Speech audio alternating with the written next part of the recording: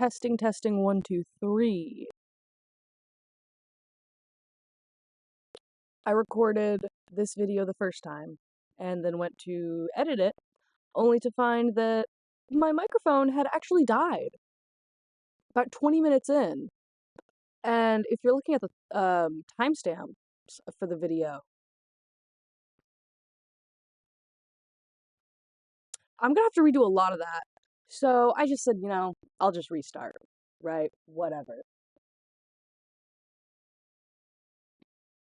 If this is in several different parts, all right? If I am wearing different clothing after a cut, that's nobody's business, okay? That's not your business. That's my business, all right?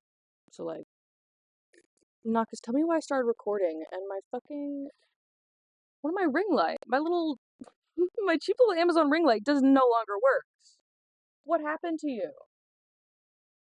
What happened? You used to work so well. I love Five Nights at Freddy's. And I have so many thoughts. There's not a theory on YouTube I haven't watched about Five Nights at Freddy's. So, at the end of the day, this video is really just a compilation of theories I've picked up and then agreed with, you know? So, like, if you're watching this and you go, I saw someone say that first, yeah, that's how community theorizing works. I hate to break it to you. In this video, we will be talking about the timeline for the original games before Secret of the Mimic, and then we're going to be covering the new game, Secret of the Mimic, and how it fixes the entire timeline.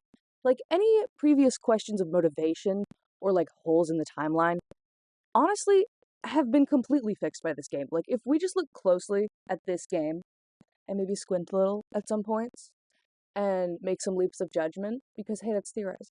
Hey, that's theorizing. For Five Nights at Freddy's, at least. Alright? But to understand how Edwin Murray and his tragic story fit in to the rest of the games, we first need to understand the timeline proposed by the original Five Nights at Freddy's games. Around the 50s to 60s, possibly sooner, we have no idea, and I honestly think we're never gonna know. Henry Emily, however, a young engineer with a whimsical ideas for child entertainment, began a partnership with one William Afton, an obsessive, jealous businessman.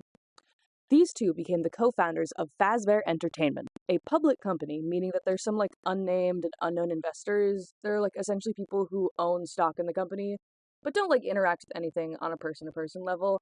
They don't matter much for the overall plot, other than for some, like, motivations along the way.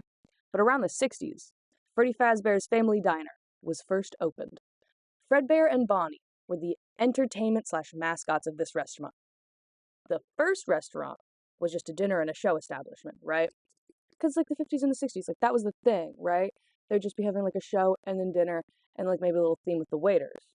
William and Henry employed spring-lock animatronic suits for this first restaurant. On the topic of spring locks, they function much like normal animatronics that we see throughout the series, if in party mode, being able to freely, like, perform and move around the designated areas, but if put into suit mode, the aforementioned springs will lock into place, holding the animatronic parts inside for it to function as a mascot suit, right?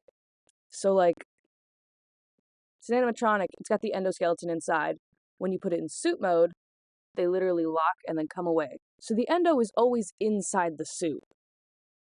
It's part of the suit, you know? And that cavity that is created is where a person goes in. These mascot suits were known by the company to be unsafe.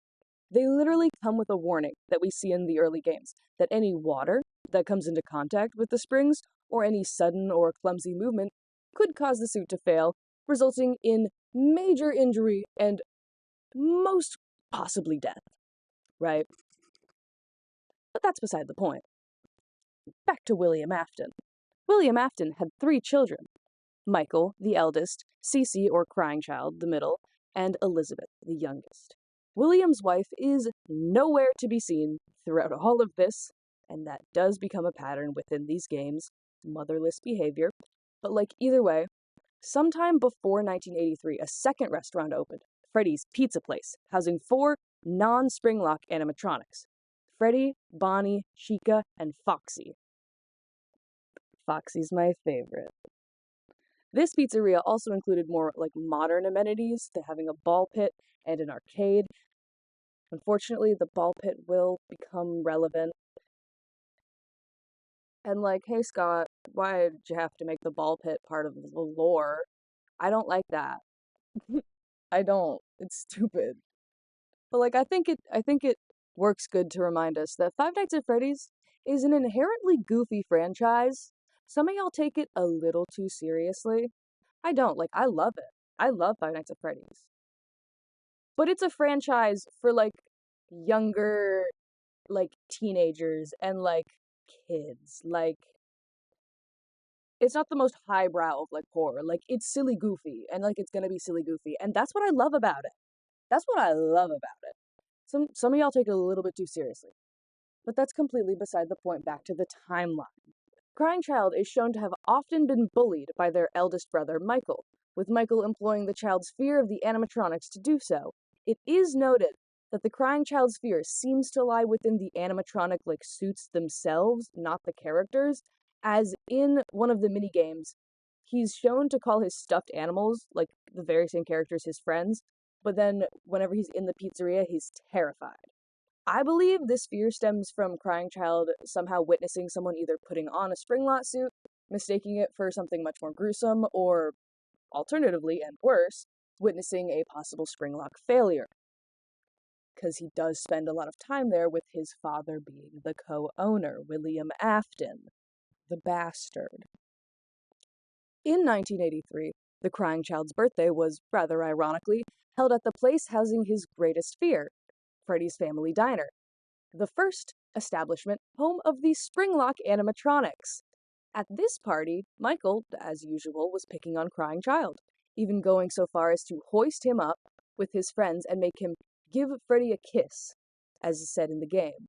This unfortunate course of action leads to Crying Child's head getting stuffed into the mouth of the Fredbear Springlock with, the namesake tears, uh, making the Springlocks misfire and lock in Freddy's jaw, clamping down on Crying Child's head, effectively putting him into a coma that he would never wake from, that, would be the end of him.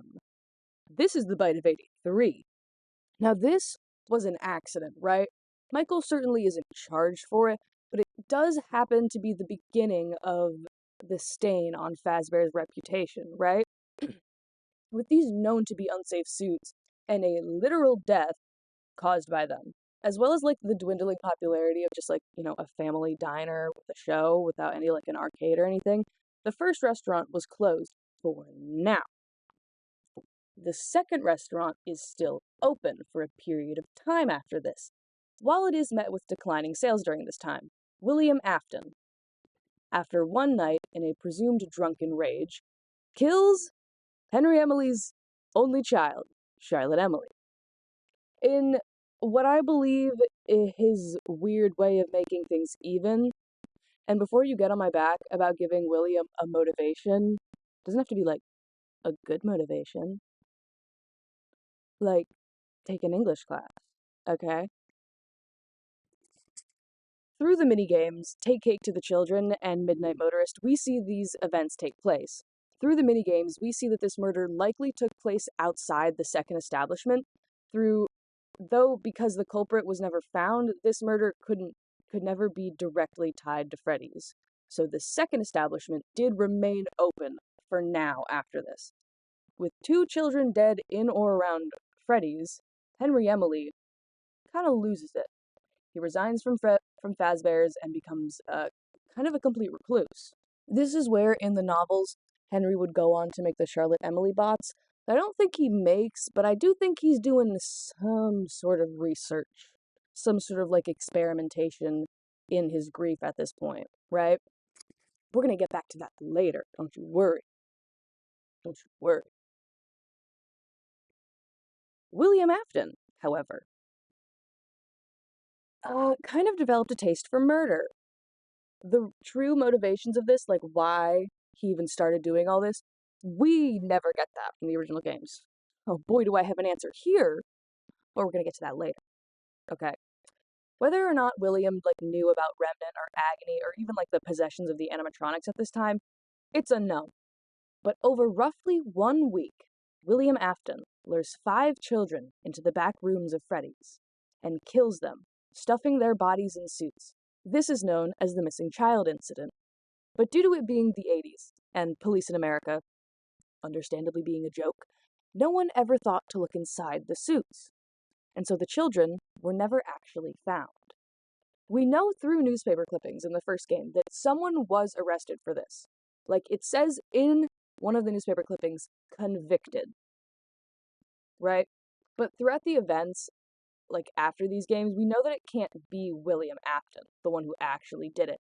I believe William somehow framed Henry for this, and with Henry being utterly destroyed by the death of his daughter, he doesn't exactly have the strength to fight in court and just kind of goes to jail for something he didn't do. Um, he's not in jail for very long, which is where we get to the inventor stuff, but we're going to be talking about that. Don't you worry. With the assumed culprit behind bars, however, the second pizzeria continues to stay open. Its reputation is wrecked at this point. Even without William's interference, the animatronics are very much possessed now and very much angry. This is where the infamous bite of 87 comes into play. Is that the bite of 87? Why, yes, it is. Though the recent novel, the week before, we do get some hints that the victim of this incident was, in fact, an employee of Fazbear, but not any of the important ones that we know so far, right? I think it's probably Jeremy or something from, the little Remember Jeremy notification when you pick that thing up, I think in Security Breach or one of the Help Wanted games. I don't know. It doesn't really matter who this person is, right? But it would make sense for it to have been an employee of Fazbear, right? The animatronics are known to not harm children, right? Just adults, especially adults they may mistake for an Afton. It's incredibly possible that the victim was just a normal employee that got a little too close to one of the animatronics while in free roam, wearing the same uniform as William, and animatronic math, wasn't mathing, mistook them for William, and attacked. It's alluded to that the victim does survive this, so there's no possession of anything. Even if they had died, it likely wouldn't have been. It would have been found out quickly enough that no long-term agony or possession would have been possible within the rules of Five Nights at Freddy's. We're gonna get back to that. Don't you worry. William is now definitely knows about the possession of the animatronics at this point, as well as Agony and Remnant. Somehow, we're gonna get back to that so much later, right? Through this, he's experimenting with their use in what I believe to be a convoluted pursuit for some sort of eternal life. He's really in his mad scientist era. And he uses his eldest son as a lab rat in what's been dubbed the Fear experiments by many theorists, and I do love that name. It's very goofy, silly, camp, right? These Fear experiments are talked about in more detail in the books, and this is where I need to touch on the books, right? Five Nights at Freddy's has over 40 books. I am not gonna read them. Okay. I'm not. If you know anything about the book canonicity debate, then yeah, it's rough. We don't know. There is things to be gleaned from these books. I don't have that kind of money. Hey, I'm in college. I'm a sophomore in college, and though my job may be shapes and colors for a studio art degree, I don't have the time to be reading all that. And I don't think we're ever gonna get a definitive answer what the canonicity of the books. And I don't think it really matters. But for pedantic's sake, my understanding of it is the books, while not being a literal display of events in the game universe, it's sort of an interpretation of events within the world, like a what if scenario that follows the same universal rules as the canonical universe, but it might not exactly follow the same beats, Franchise sort of uses the books to fill out the world and show us how the world works without spoiling anything for us. so we can just take these world mechanics and then apply them to the things we know from the very little they give us in the games. And it's very confusing. And it's not going to get easier. Look at how long this video is, okay? I'm sorry.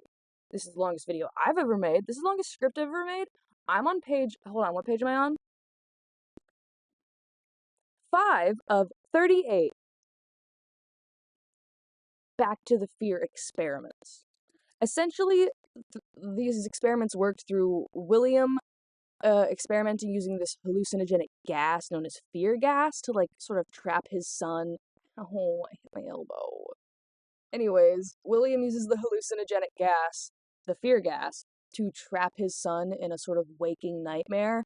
And this, like, sort of experimental lab, his sort of little rat maze that he's in, is kind of a recreation of the pranks that Michael would play on his brother in some sick way of William trying to, like, make him understand what he put his brother through.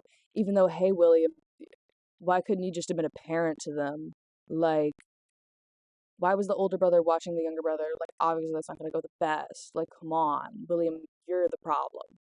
That's not the point. That's so not the point. This waking nightmare recreation of pranks, whatever. This is the gameplay of Fnaf 4, as you probably know. But, like, okay, Fnaf 4, I don't think it's the literal, like, he's actively going through it as we see in the game. I think Fnaf 4 is just kind of like his PTSD dreams about the experiments, which is why it's very confusing and kind of all over the place, and that's fine. Hey, that's fine. My boy's got PTSD. Alright, where is he? Michael Afton, my beloved boy failure. You're doing great. During William's experiments on Michael, William realizes he needs more sources of agony, so he needs more subjects to experiment on. This is where I should pause and probably explain what agony and remnant are, right? Agony and remnant, two distinctly different things. Sometimes people refer to them sort of interchangeably, and a lot of times their sort of mechanics are kind of interchangeable, but they are two different things, right? Okay, so agony is like the metaphysical buildup of trauma and bad things happening to or around an object to the point that it almost haunts the object, right? Remnant is whenever all that agony happens on sort of like a metallic object that can then be melted down. And through the agony, it becomes this sort of molten metallic source of power. Does that make sense within science? No. Suspend your disbelief. What did I just say earlier? This is a goofy franchise. It's going to be goofy. Let it be goofy. The science doesn't have to science, but, like, I do kind of imagine Remnant as, like, a non-Newtonian fluid but hot. Does that make sense? No. But in my brain it does, right? Back to the timeline. William realizing he needs more subjects to experiment on after, like during the fear experiments with Michael. This is when William constructs his next attempt at a franchise. Sister location, or Circus Baby's Pizza World. This is when he makes the Funtime animatronics. Circus Baby and Funtime Freddy. Where are they at? You can hardly see them. That doesn't matter. That so doesn't matter. Circus Baby and Funtime Freddy, two of the Funtime animatronics, were specifically built, and we see in the blueprints of this game, which I love. They're specifically built to lure kids away to, like, a space where they can be alone and can't be seen, to literally kidnap them into their stomach hatches. Right? So William can kidnap kids without having to be there. Is that reminiscent to Glamrock Freddy's stomach hatch? Yes, it is. Why, yes, it is. Thank you. We're going to be reviewing that later. Keep in mind. William Afton is not a good inventor, though. Throughout the entire timeline, within the games and all the different media, we see little hints and little bits that William, hey, he's not the smartest guy. He's not, right? And being the dumbass he is, he doesn't realize that he likely shouldn't create one of the animatronic circus baby that's built to kidnap and therefore sort of torture children, and then design it based on his last unharmed child, telling her specifically that it's made for her, and then turn around and tell her that she cannot go near it, cannot play with it, can't look at it, can't nothing. I don't know if William Afton was trying to kill his last kid, but like, if he's not, then he's an idiot. What? You tell the kid to do something, they're gonna do the opposite. Like, that's cartoonish, cartoon level knowledge. And William Afton, you're acting like a cartoon now.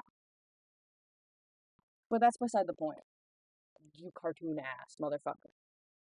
He creates this new line of animatronics, the Fun Times, to headline his new establishment, Circus Baby's Pizza World, which I gotta say does kind of sound like a fun concept. I would have gone there as a kid, for sure. I love clowns.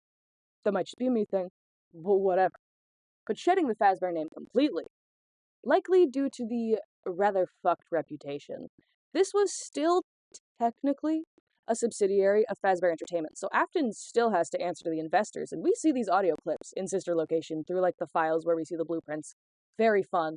I loved that game back in the day. It was one of my faves for so long, right? This supposedly new and improved Sister Location would not last long, as on the literal day of opening, tragedy obviously struck. As predictable as Fork found in kitchen, Elizabeth goes to the animatronic that was designed after her. And when all the other kids leave the room because they're distracted in their kids, Elizabeth, she stays amazed by the animatronic her father so lovingly built for her. And in this moment, Elizabeth Afton, when she is fully alone with its animatronic, its stomach hatch opens, offering a snow cone for her to take. And as quickly as she can take it, it strikes. It yanks her into its stomach hatch, crudely killing her in the process.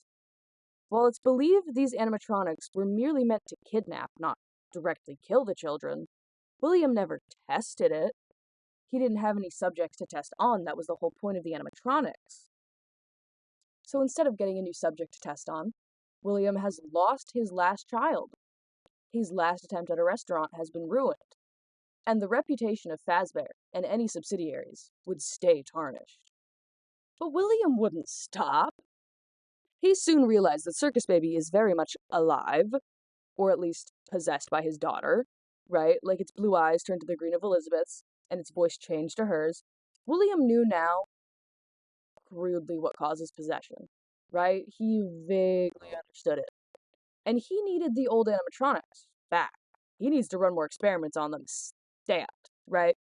But William, he's been completely ousted from the Fazbear Corporation for the clear lack of safety and the clear safety overlook that happened for profit at Circus Babies, as well as the suspicious lack of the children that he used to have.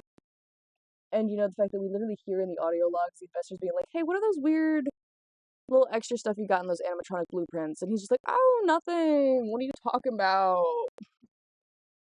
Nothing. But William, he still has one kid left, sort of. My boy Michael Afton. My beautiful boy failure, Michael Afton. He drags Michael from the fear experiments, convincing him that William has saved him, and Michael can help him somehow save his siblings if he just works with his father. And Michael, having been in essentially like a fear coma for at least a decade at this point, he listens to his dad. That's all he knows. He doesn't know anything else, so he follows William's orders. For now. This is when the events of the first two games finally start taking place, right? That was a lot of preamble, but that's not the point, okay?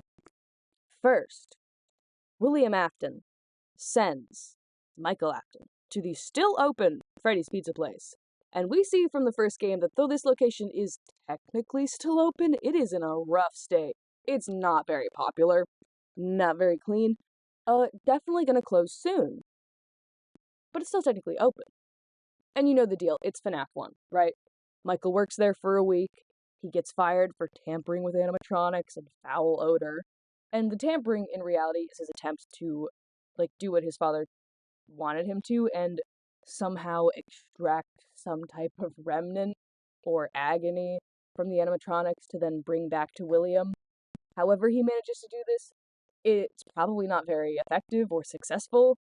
I once again assume that William is an idiot and did not properly explain how to do it. Just kind of sent Michael back out into a literal living nightmare. I'm just like, yeah, do it. Do it. They need you, do it. Yeah. And when he gets fired, the foul odor, I do believe to be from him coming into contact with the animatronics, which at this point, we know the mysterious foul odor is because there's dead bodies in them. Yeah. No one thought to take them out. I don't know exactly how that happens. It's the 80s. Yabba dabba, ooh, the 80s. What a world we live in. It's probably actually the 90s by now. But I had to make the falsettos reference, okay? Okay. After Michael gets fired, William loses it. Just a little bit. And just a little bit commits the dead kid incident. And now, yes, that does just sound exactly like the missing child incident, but there's one specific distinction. Missing and dead. Which YouTube's gonna hate me saying that, but this is Five Nights at Freddy's, what are you gonna do? Anyways, the dead kids incident, the new one, it was different from the missing child's incident. These bodies were very much found. William, using the spring Bonnie suit, that probably hasn't had any upkeep in the last 10 to 15 years, because his franchise is in the gutter, lures 5 more children into a back room of Freddy's and kills them, and then displays their bodies to be found.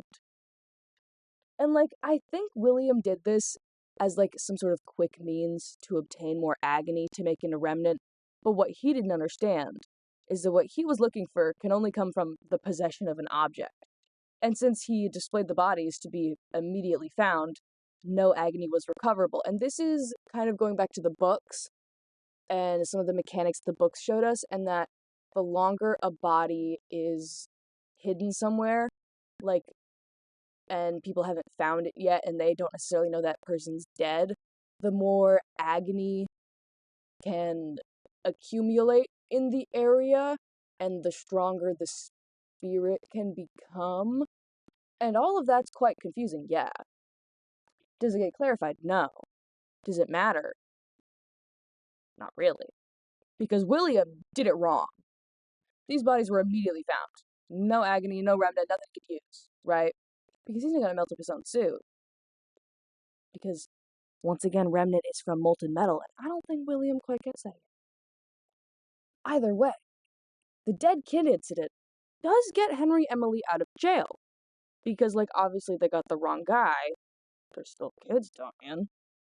I don't think William ever ends up doing any time for this, though. You'll see why. He turns that quite soon, so you'll see why. But either way, Henry's out of jail. The perpetrator, seemingly not attached to Fazbear, as far as anyone knows.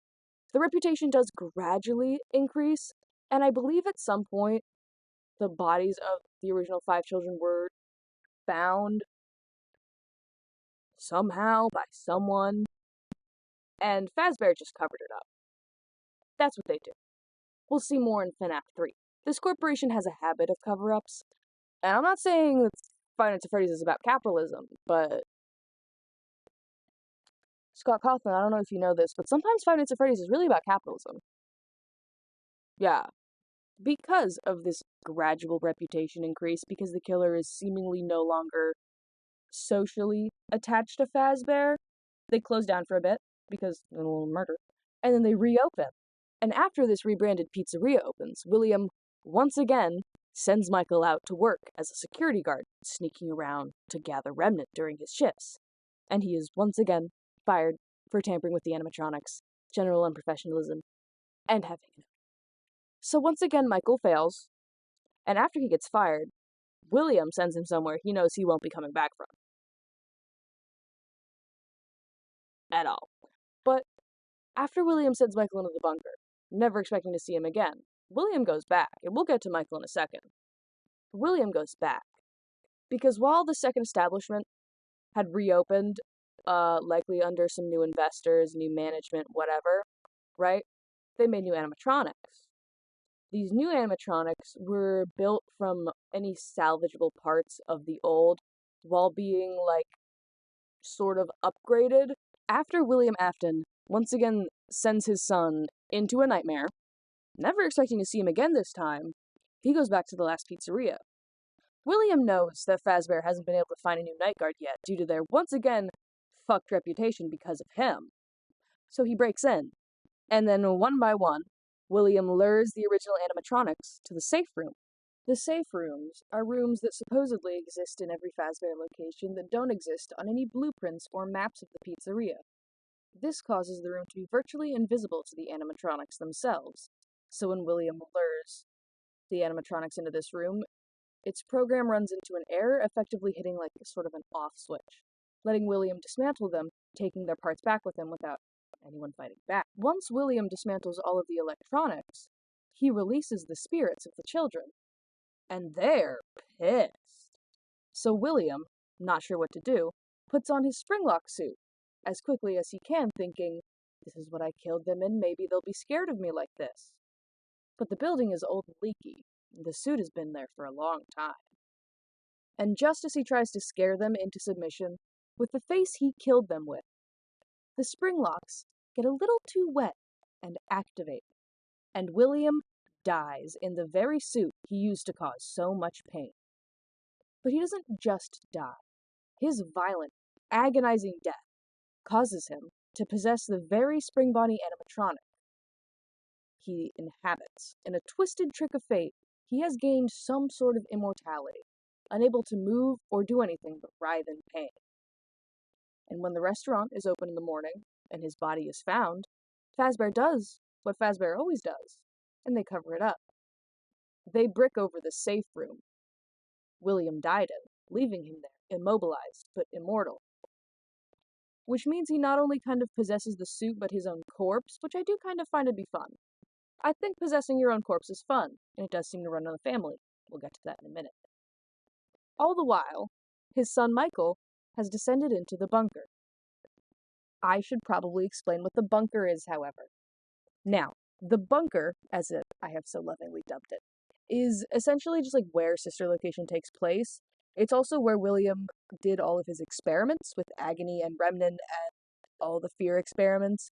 And the bunker is widely believed to either be directly under the Afton house or under the sister location, Circus Baby's Pizza World Pizzeria. I don't think it really matters where it is, just that it's somewhere that's connected to William. But it being under Afton's house does seem like some amateur serial killer shit that he would do. So, beyond the existing evidence, it does kind of fit. But we're now at sister location, which was my favorite back in the day. Michael is once again the protagonist, our lovely boy failure. And if you've gotten this far, you know the deal. It's the gameplay of Sister Location ensues, and throughout it, Circus Baby's voice leads him throughout. Michael, he knows it's Elizabeth. He knows it's his sister. He was told by his father that if he could just get through this bunker, he could put her back together. He could bring her back. But what William doesn't tell Michael is that all the animatronics down there are also remnant experiments in themselves, because William can't be doing anything casually, of course. Because through repeated use of the scooper, these animatronics are not, possessed by souls, but they're given this sort of spark of life by the very agony that they have witnessed so much being put through all these experiments and injected with this remnant, right? The horrors they have witnessed have, tainted the metal down to its core. Michael none the wiser. Thinks they just regular robots that his dad used to make back in the day when he was like 10, right? Like, going back to the scooper, in this game we learn of the scooper, and I find it so fun because it does look like an ice cream scooper, and I love that. It is this fuck ass contraption created by William Afton to rip the endoskeleton out of an animatronic, turning it into a shell to be housed by another endo. How does that work? I don't know. Doesn't need to. But like, the scooper, unbeknownst to Circus Baby, or Michael, was also a remnant injector. Which is why they are all so possessed besides Circus Baby, because Circus Baby is just Elizabeth. So Circus Baby, as Elizabeth, after leading Michael throughout the entire bunker, keeping him relatively safe the whole way, she then leads him to the scooping room. And he gets scooped. Wouldn't you know? Ripping all the bones out of his body, kind of turning him into like a shell to be used, which was like the common consensus. But I did see a fun, I forget where, it was Rye Toast. I think it was on one of their podcasts, like answering questions, where I don't think the scooper necessarily takes anything out, or the scooper might not necessarily take anything out. It might be that the Circus Baby's Pizza World animatronics are more like a modern version of Springlocks, where the scooper just kind of makes the cavern for the person to go into. Like, the scooper goes in there and it moves all the animatronic parts aside as sort of like a safer measure of winding up the animatronics. I like that theory. I didn't incorporate it into the script because I just like saw it, I think, yesterday. But like, it doesn't really pertain much to the entire timeline, right? So Michael gets scooped, putting a little cavern in him, putting a little cavern in him, making him a shell to be used. And Circus Baby, conspiring with the writhing amalgamation of remnant that were once the endos of the other animatronics, combine to become Ennard, a walking amalgamation of remnant and agony in the vague humanoid shape of a man. And so Ennard, obviously, takes Michael's husk of a body and uses it to leave the bunker and live amongst humans. Of course. Now, I think while Ennard was inside Michael's husk of a body, using it to leave the bunker, Michael's body it's not gonna last that long, right? He's effectively dead right now. So he starts to rot. And so Ennard, fearing, scrutiny of people or whatever, escapes Michael's body, leads to the sewer. But the rotting husk that was once Michael Afton has been tainted with the remnant of the scooper, and quite frankly, the agony of all of the things that he's gone through with William and Ennard. And with all of that and the help of the remnant literally injected into him by the scooper, he comes back to life. I think his body starts to like sort of repair itself as he effectively possesses his own corpse. Why doesn't William do that when he's spring-locked? Because there's an animatronic bits in him. The reason that Michael didn't heal till Ennard left him is because his body was essentially put back to its original state and therefore was able to be healed by the remnant, because we do see remnant is able to heal things through one of, I think it was a Tales from the Pizzaplex book, I don't know, but the girl like scrapes off bits of her heart locket like on people, and like it's made of remnant, so it like heals them magically. Remnant is effectively kind of magic. Yes. A lot of people say this is a sci-fi franchise, and I disagree. I think this is just cartoon. This is cartoonish. A little rotted, not quite right.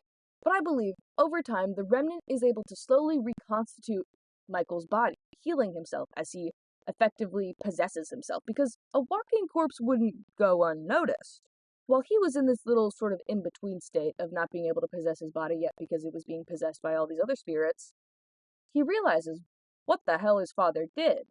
And he realizes that William, his father, was not his savior, but the one that put him down there and caused all of this.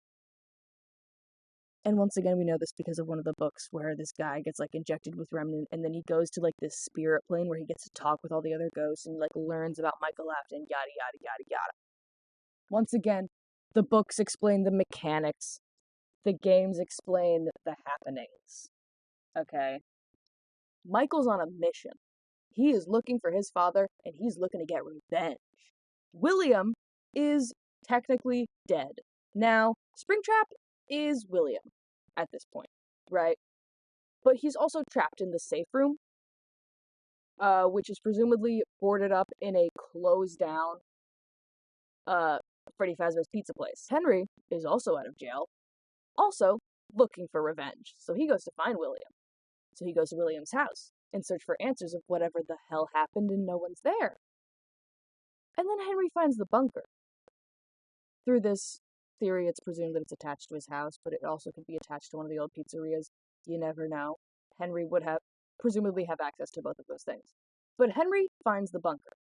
And in this bunker, now empty of the animatronics, Henry finds William's notes, his research, his prototypes, and Henry learns exactly what William did.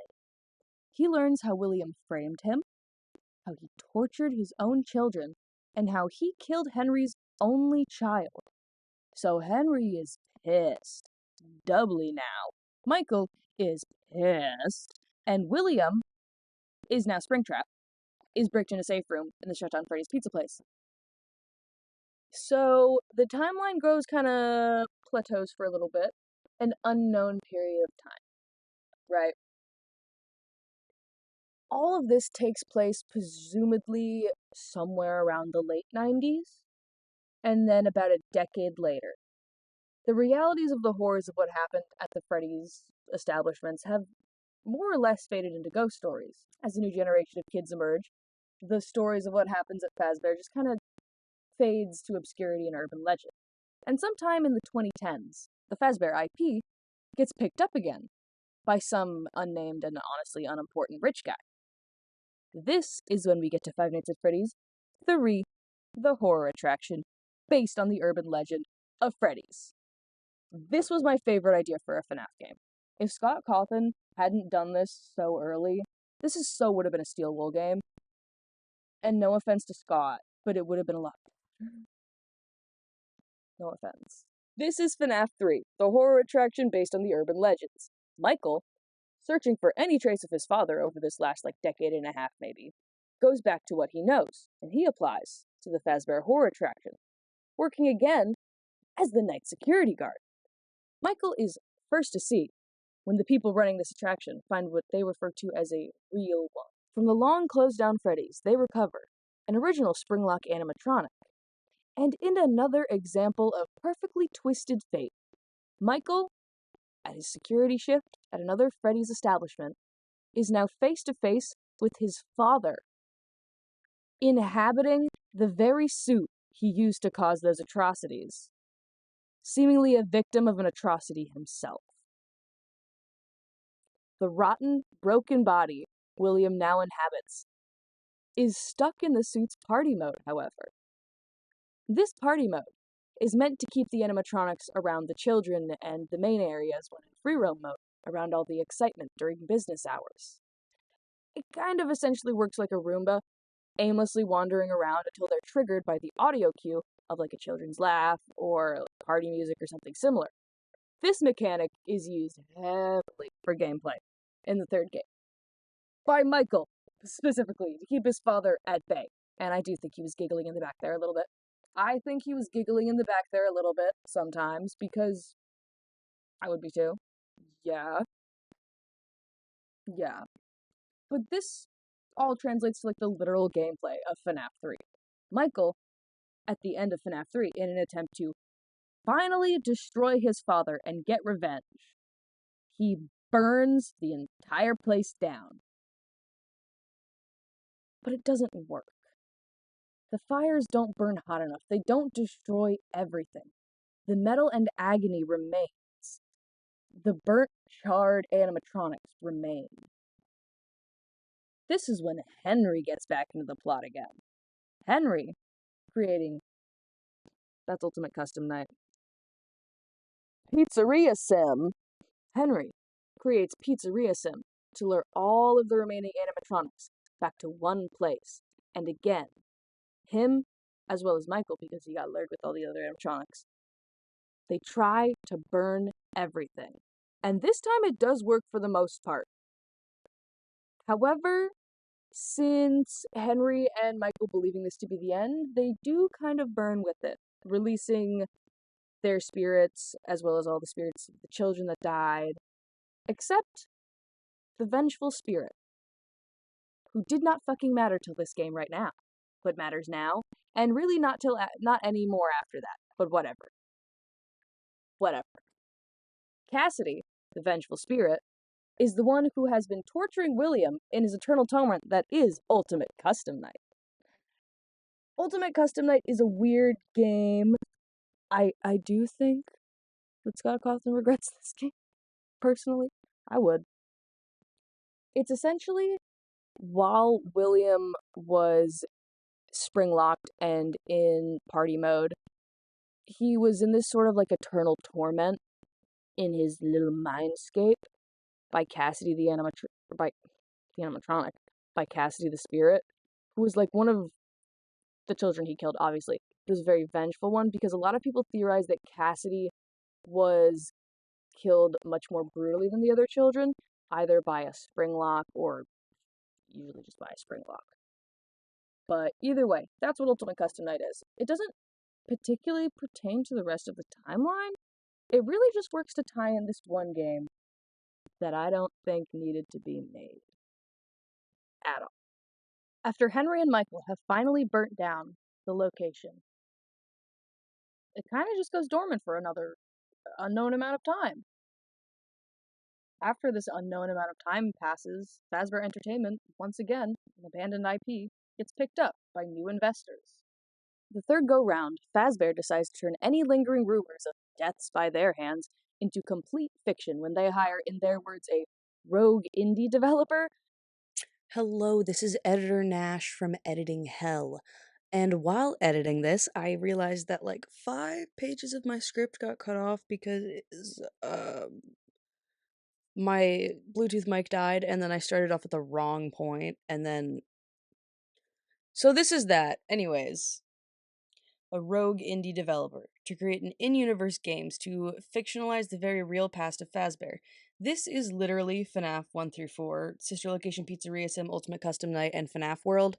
Now, the developer they first hired never knew like the whole story. That's why it's so fragmented and confusing in the first few games. Like, totally not because Scott Cawthon didn't know what he was doing and never thought he was making a franchise. Totally not. Scott Cawthon's not like that. Totally not. Anyways, I like to think of it as a wonderful little reframing of past inaccuracies, you know? Fazbear then fires this developer, framing them as a rogue indie who made these blasphemous video games to lie about the company, and honestly, I think they might have killed him. Like, it's definitely something they would do. And Scott Cawthon, the occasionally funny bitch that he is, does make in universe, like himself, this indie developer who gets murdered by Fazbear. That's funny, right? That's comedy. Fazbear then contracts a new team to develop a new set of video games for them, and they remaster the original games they claimed were lies about them, which would be a weird move if the games were lies. Like, why are you making that part of your franchise's canon?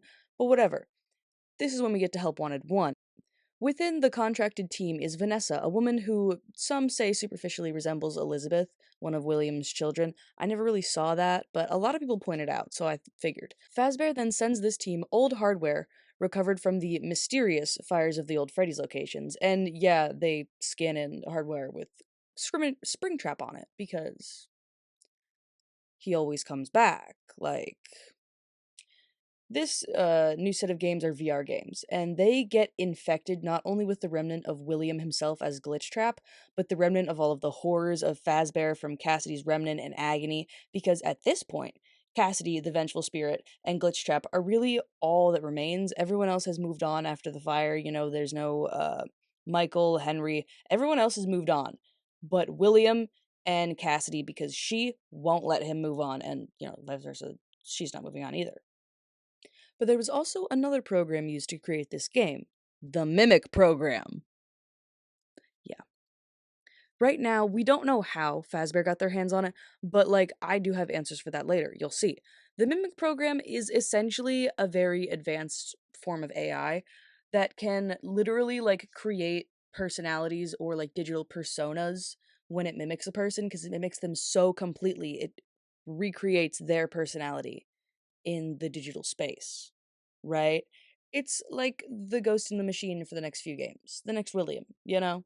Because the Mimic program sort of fuses with the Springtrap Remnant and then splits off and creates a Glitch Trap persona from all of this, new information it's getting. It's like, well, I should mimic it. That's what I do. And so Glitch Trap, being an offshoot of the Mimic program, once again splits off and creates two different personas, almost again like digital ghosts to inhabit or possess living or robotic hosts. Glitchtrap creates Vanny and Dr. Rabbit. The first attempt to try and take over a living vessel is with Jeremy, a coworker of Vanessa, who narrowly avoids total takeover by the Dr. Rabbit personi by the Dr. Rabbit persona with self-violent means I can't talk about on YouTube, and it doesn't work, obviously. Glitchtrap then goes for Vanessa, successfully infecting her with the Vanny persona. The Mimic breaks into the Fazbear network and then gets Vanessa hired as a security guard at Fazbear's newest physical location, the Mega Pizzaplex, despite having no qualifications. This is the Pizzaplex we see in the games.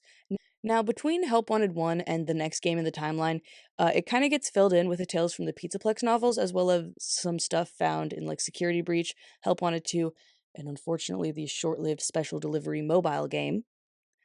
Uh, but from these, we can glean that Glitchtrap and Vanessa do completely take over the Pizzaplex in this time, and through doing this by slowly taking out employees and customers that may have seen too much, until the ever infamous all staff meeting, where Glitchtrap, through the use of the Pizzaplex's stupid smart house shit, traps all the rest of the employees in one room for Vanny to, the Pizzaplex is essentially being powered by Remnant at this point. The Remnant that Vanny and Glitchtrap have been amassing from their slow picking off of employees, customers, and then the all staff meeting. Why they're using this Remnant to power the Pizzaplex and why they need so much of it is kind of vague. It's never really explained. At the end of Security Breach, we see like maybe it's to create a new endo for the Glitchtrap Prime to inhabit. I don't know. If you know anything about Security Breach, you know that Scott didn't do a great job in that. Uh, because Scott Cawthon didn't really want to explain the story to the company that he had hired to make this game. Which, hey, even I don't know anything about game development, but it's pretty important that the people making the game know what the plot of the game is, right? Like I get not wanting to tell all the secrets to everybody, but like Scott, come on, dude, right? Anyways, after Help Wanted, but before Security Breach, again, Glitchtrap takes a new apprentice, Gregory, and he's not a robot. I don't care what you say, game theory, he's not a robot, okay? Gregbot is stupid.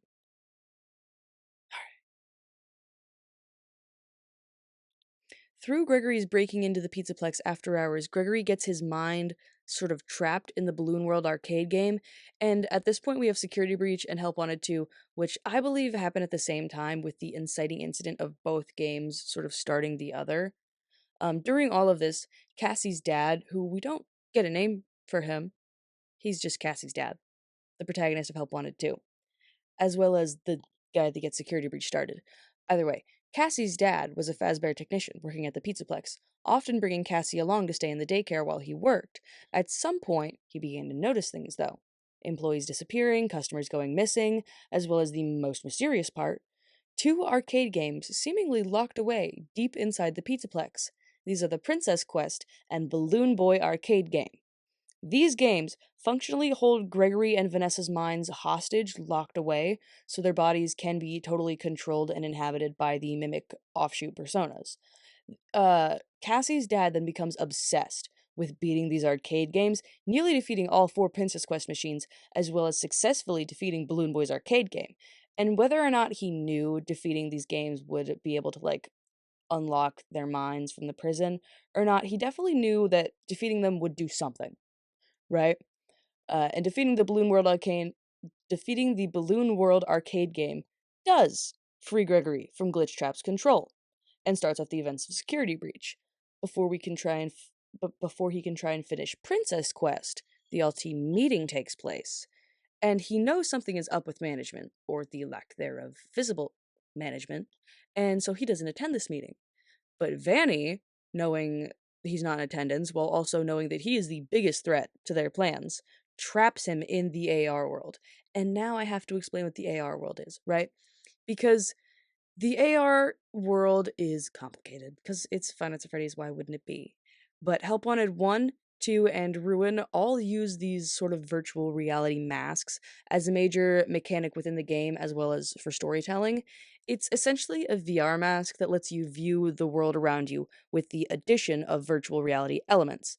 But it's also more than that in Ruin specifically, because we see in Ruin it implants a neurochip in your brain when you first put it on in Ruin, and that makes it so even if you're not wearing the mask, you can still view the virtual reality elements, with the mask working as a sort of tool to be able to interact with them. Now, you may be asking, why? Why do the masks like Vanny? That doesn't make a whole lot of sense. Presumably, these were made by Fazbear Entertainment, which as a company should have no knowledge of Vanny or Glitchtrap or any of the stuff that they're doing. I believe it's because Vanny may have shaped her persona around either an already existing mask design or a like small and important character. And then through her manipulation of Fazbear and the corporation through their technology, she makes it so the Vanny style of mask are the only ones that get produced to help her sort of blend in to the Pizzaplex when she's in the Vanny persona. And now, with Cassie's dad trapped in the virtual world, we come to the gameplay of Help Wanted 2. And this game takes place during Security Breach as well as afterwards. And during this, we see Cassie's dad effectively destroying the Dr. Rabbit persona in what I believe to be the true ending of Help Wanted 2, the one where like the giant Vanny squishes the tiny glitch trap from the claw machine. And the tiny glitch trap, I don't want y'all get confused, is not the original glitch trap that Vanny and Dr. Rabbit serves. The tiny glitch trap is Dr. Rabbit, because Dr. Rabbit had fancied himself the favorite apprentice.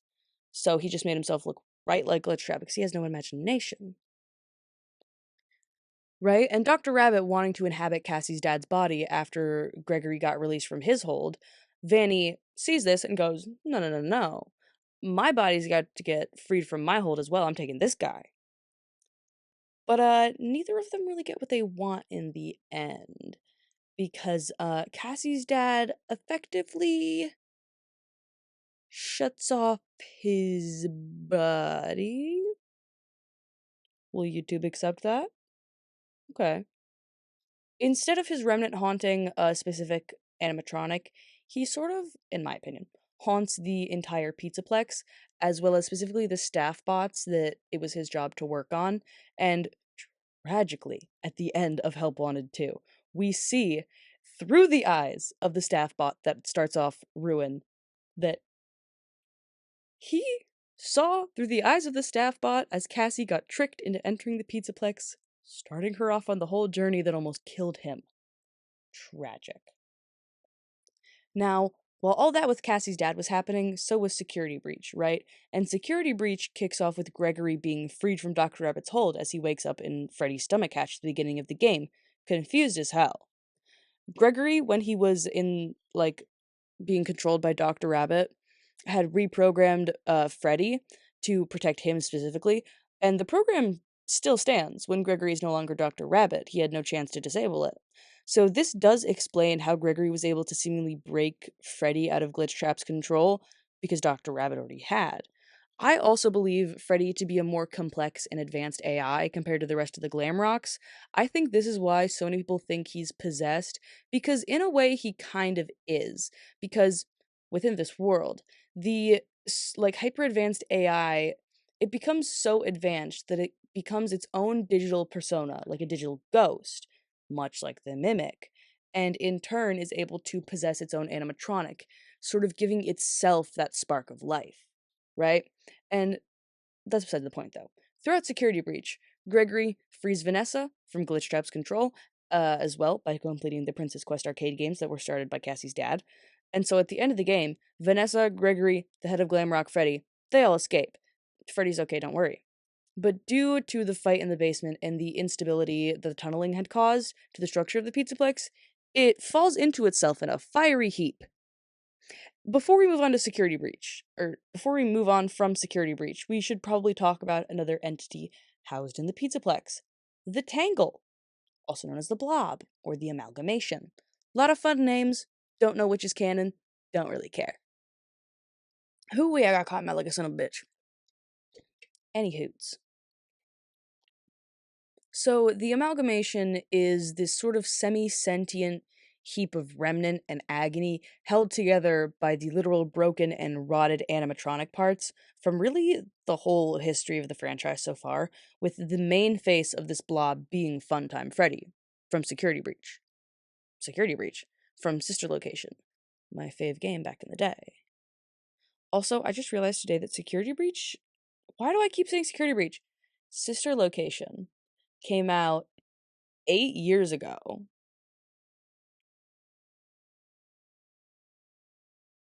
Or was it 9 years ago?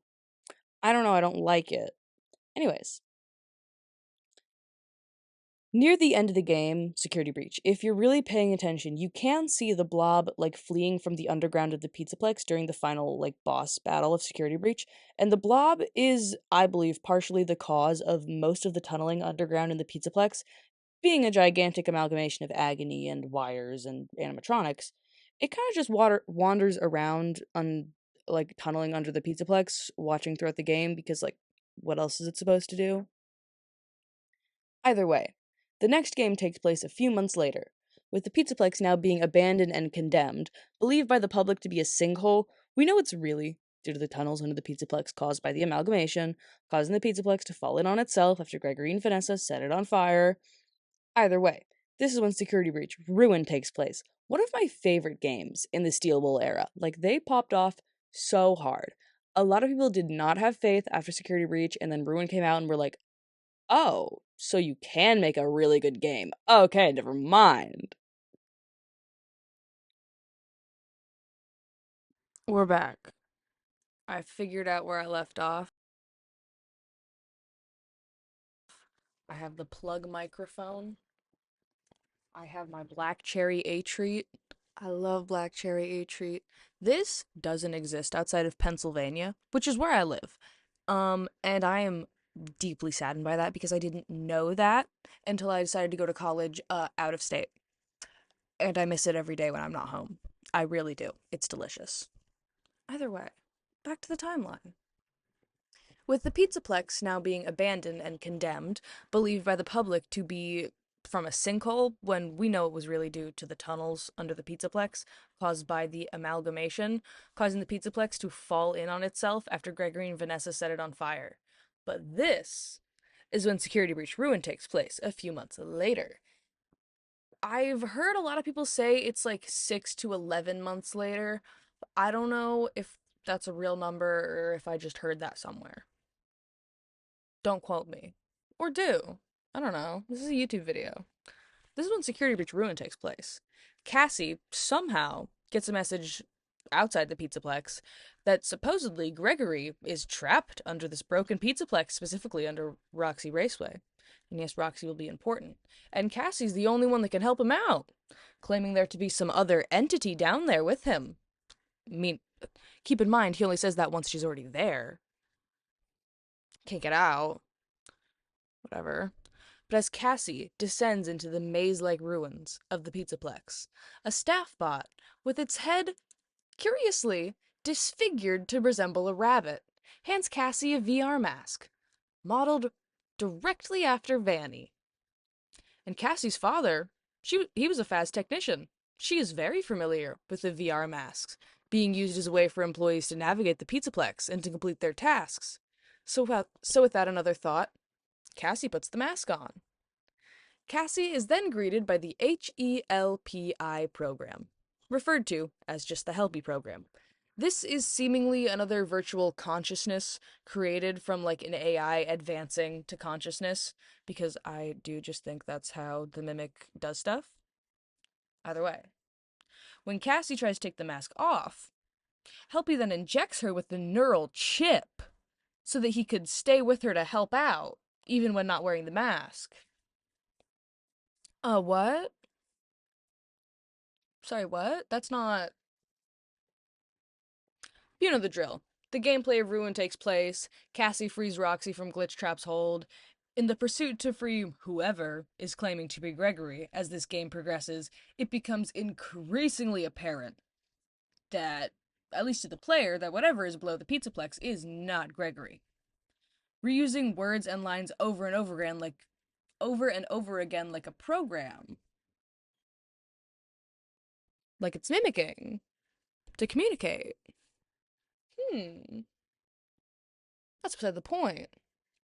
Once Cassie finally gets under the Pizzaplex where Gregory supposedly says he is, she finds what's really down there. It's the Mimic! This is the first time in game that we have seen the Mimic, and right now, the characters have no idea what that is. We have no idea what that is, right? Because in this game, the Mimic is a crazed endoskeleton switching between torn and rotting costumes while hunting Cassie after she accidentally frees it from whatever cement prison it's been trapped in for whoever knows how long. Now, the end of this game is still very unclear, as it is the most recent point in the timeline.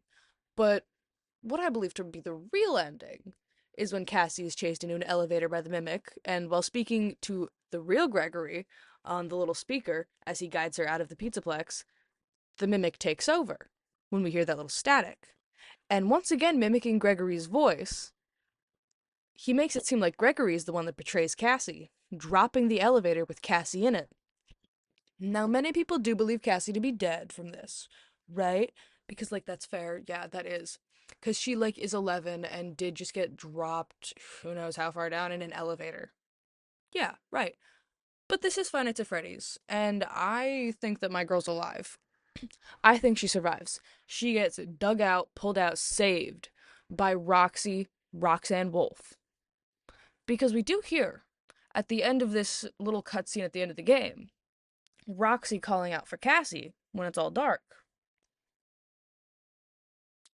So, my girl's not dead, is what I'm saying. She's not dead. Like, so. But if you know Fnaf, then you know that two whole games have come out since Ruin, Into the Pit and Secret of the Mimic. So, where do these fit into the timeline? Well, while Into the Pit is more complicated to place on the timeline, it's way easier to explain game wise. Because Into the Pit is technically, in my opinion, a canonical event in the main timeline. Like, not the book timeline, or like the in universe games.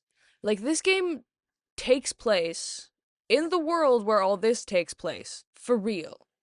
Somewhere between like the late 2000s to early 2010s, as we see like Oswald's dad has a flip phone that Oswald remarks is the saddest, most out of date model imaginable, but like he still has it, so like somewhere around then, right? But it isn't something that actually has anything to do with anything that happens in the main timeline at all, right? But like it kind of does, because Jeff's Pizza, the main location of this game, used to be a Freddy Fazbear's Pizza place. But then after it closed down and was abandoned, and after all that stuff happened and was still abandoned after that, it got bought by Jeff. Long after it was closed down. Long after the rumors of murder, kidnapping, and all of the atrocities of Fazbear have been watered far down to urban legends.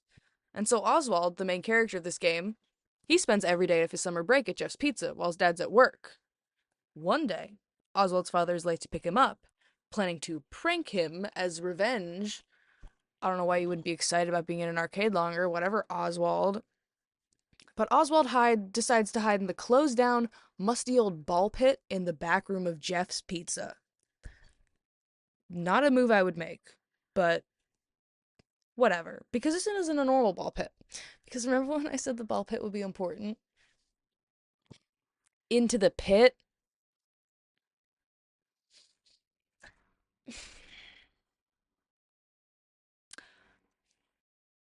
Shameful head shake. Yeah, shameful head shake. Right, right. This isn't a normal ball pit. To Oswald's surprise, once he gets out of the ball pit again, he is no longer in the rundown Jeff's Pizza in the mid 2010s. He is now in the super hip and popular Freddy's Fazbear's Pizza Place, mid 1985. So he plays around a bit, having more fun than he's had all summer, until suddenly the scene shifts as a blood curdling scream is let out. Children are running, hiding, and Oswald cannot find any of his friends. So he runs around looking for them until he's met with the horrifying sight of the yellow rabbit. I love the yellow rabbit, okay? I do. It's This is one of my favorite games in the entire franchise, okay? What can I say? The yellow rabbit is fantastic, right? The yellow rabbit is this disturbingly organic spring Bonnie animatronic suit that seems to be fully organic and alive and wants you super dead. And so Oswald hikes it back to the ball pit in an attempt to escape. And when he emerges from the ball pit, he sees his father and Jeff looking for him. Relieved, thinking he's finally safe in his own time, he runs back to his father. Oswald's dad, none the wiser, thinks Oswald was just fucking with him or something. And then Jeff, seeing the child was found, quickly leaves, incredibly disinterested. But before Oswald and his father can leave the room, the yellow rabbit emerges from the ball pit once again, attacking Oswald's father and dragging him, name drop again, into the pit. Of course, right? Of course. Okay, I'm kind of leaning into the name now. I kind of love it, right? Over the gameplay of the next few nights, we see that no one but Oswald can see that the yellow rabbit has replaced his father, but he very much has. And we sneak around Oswald's dad and struggle through like these weird agony fueled hallucinations until Oswald can save not only his father, but all of the kids he met in 1985 that just so happened to line up to the missing child incident. Hmm.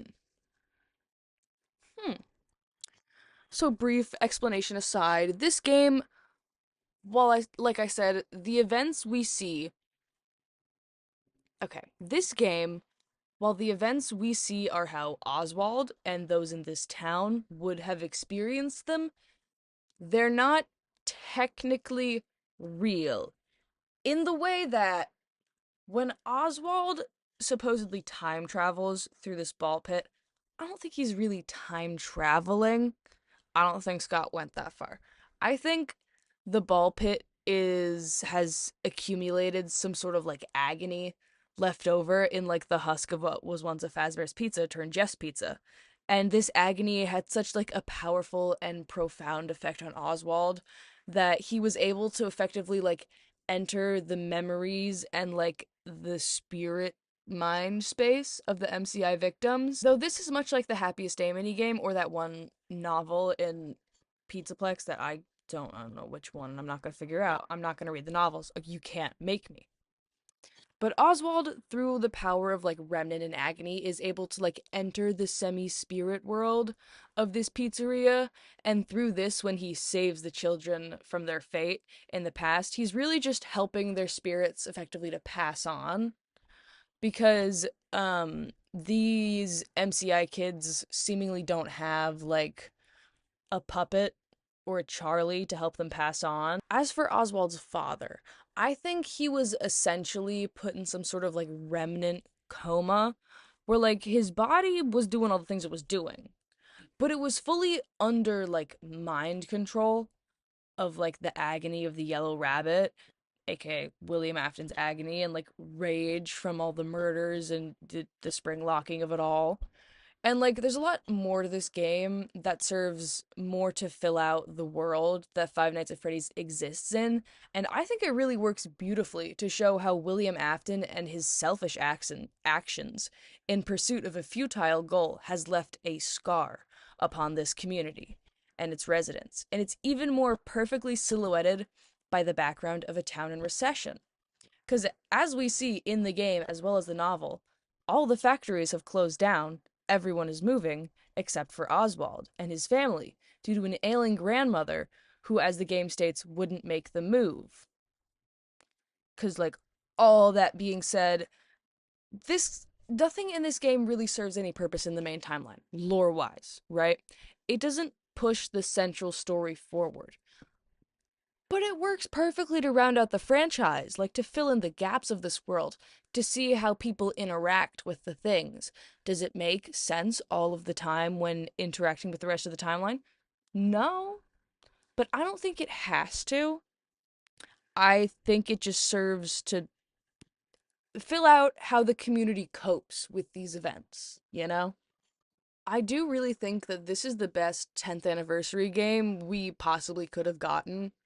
And like, if you don't like this game, then you have bad taste and we won't be friends and I don't trust you. Get out of here. Now on to the real reason of this video. The reason I have gone through 19 pages of autism-fueled ramblings.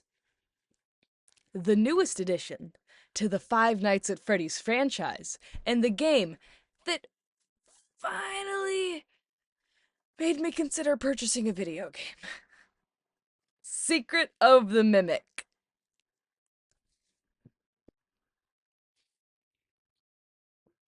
They did that. Oh, they did that. The budget budgeted. The budget budgeted. Oh my god. I love Secret of the Mimic, okay? Like, the aesthetic of this game is so perfectly just what Fnaf should be. And I say that in the meanest way possible. Because when you get down to it, these early games weren't necessarily good games. This is a good game. This is a fantastic game. Right. But moving on. Secret of the Mimic. And how it literally fixes the timeline, any plot holes, any lack of motivation, and if you squint, it kind of explains William and Henry's weird thing they got going on. Right? But before we get to the game, we need the lore before the game. Because, of course, this has pages of things that happen before the actual game happens. It's Five Nights at Freddy's game.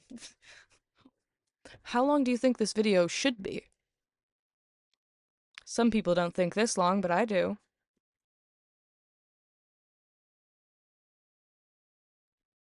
Murray's Costume Manor. MCM. My favorite logo to have ever come out of a Freddy Fazbear's game. What? Of a Five Nights at Freddy's game. Cause like that, yeah, that's a logo. Graphic design, my passion. Queens, divas, it's late. And I need to get this video, at least the recording, finished because I'm going to New Jersey tomorrow. And I move into my new dorm in like 2 weeks. And like, I've been working on this video for so long. I just need to get it finished before summer's over. Go look at when my last video was posted. I've been working on it since then. Daily. It's not just because I have a bad work ethic. I put a lot of work into this, okay? If you don't think so, please don't tell me.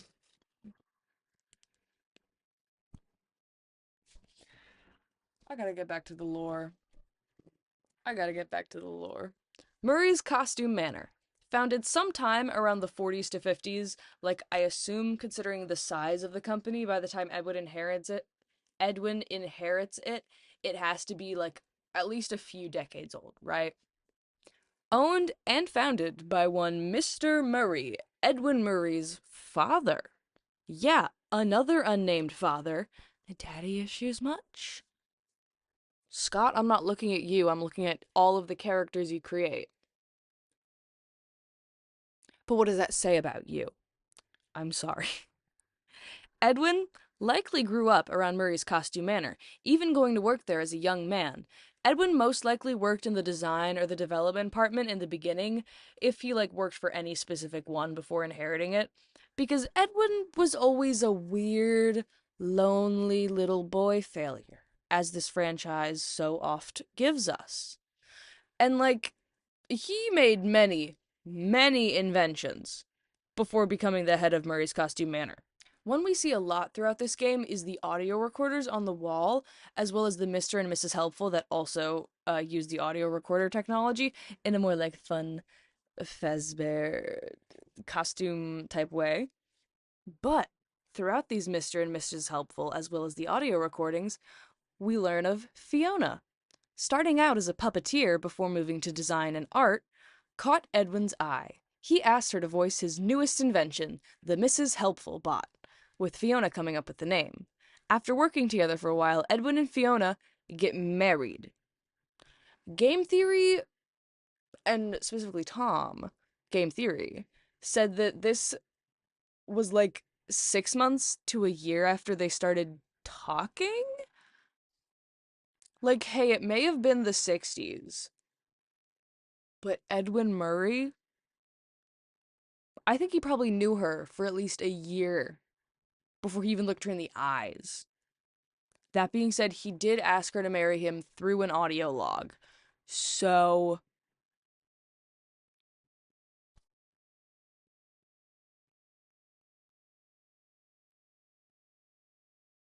the man is odd, and that is just so further highlighted throughout this entire game. Some point not long after Fiona and Edwin meet, sometime around 1967 to 68, Murray Sr. dies. And he's one of the few people in this franchise that actually dies, he's gone dead. So Edwin is left to fully inherit the company, and he has no confidence in himself. Fiona is the only one to give him the motivation to keep the company going after his father dies. And the encouragement of Fiona Through the encouragement of Fiona, Edwin begins having MCM produce some of his own inventions, with their best-selling product being the Cleanovac, a smash hit that pushed Murray's Costume Manor into mainstream popularity for 60s Middle America. Around the same time the Cleanovac pops up, Edwin begins a seemingly one-sided friendship with a one William Afton. He's back. He always comes back, and I really wish he wouldn't. We also see through this game, however, that Murray knew Henry, even referring to him so closely as calling him Hen, insinuating some sort of deeper friendship than that of Afton, and he refers to him as Afton. I believe Henry originally worked at Murray's Costume Manor, and I have seen a lot of people throw around Henry possibly being related to Fiona, but I think that's a game theory level theory. I think that's out in their ballpark. I'm a bit further in. I believe Henry originally probably worked in the mechanical creation type thing, you know? Because due to the style of the animatronics around Murray's Costume Manor, I believe that Henry may have been a head engineer at Murray's Costume Manor before the events. Because around roughly 1968, Edwin and Fiona have a son, David. And you'd think that would be good. But this is Five Nights at Freddy's. And Edwin is not a good dad, because daddy issues run rampant in this franchise. Edwin raising his son around the factory, just like he was, it wasn't a good idea when he did it, but he chooses to do it again. And so he just leaves Fiona to take care of David most of the time, completely consumed by his ideas for new invention to top the Cleanovac. Murray's Costume Manor is not doing well at this point, with most of Edwin's inventions having rather unforeseen glitches at this point. Edwin has only really made two things that worked: the audio recorders, the Mr. and Mrs. Helpful, and the Cleanovac. which, might I add, Cleanovac is very much Rosie the Robot Maid from the Jetsons. No one understands that reference when I say it. Please, someone understand that reference when I say it. Throughout the various Murray's Costume Manor advertisements posted to YouTube, as well as in the game, we see that during this time, Edwin kept coming out with new inventions utilizing some sort of like advanced AI, far too complex for the time.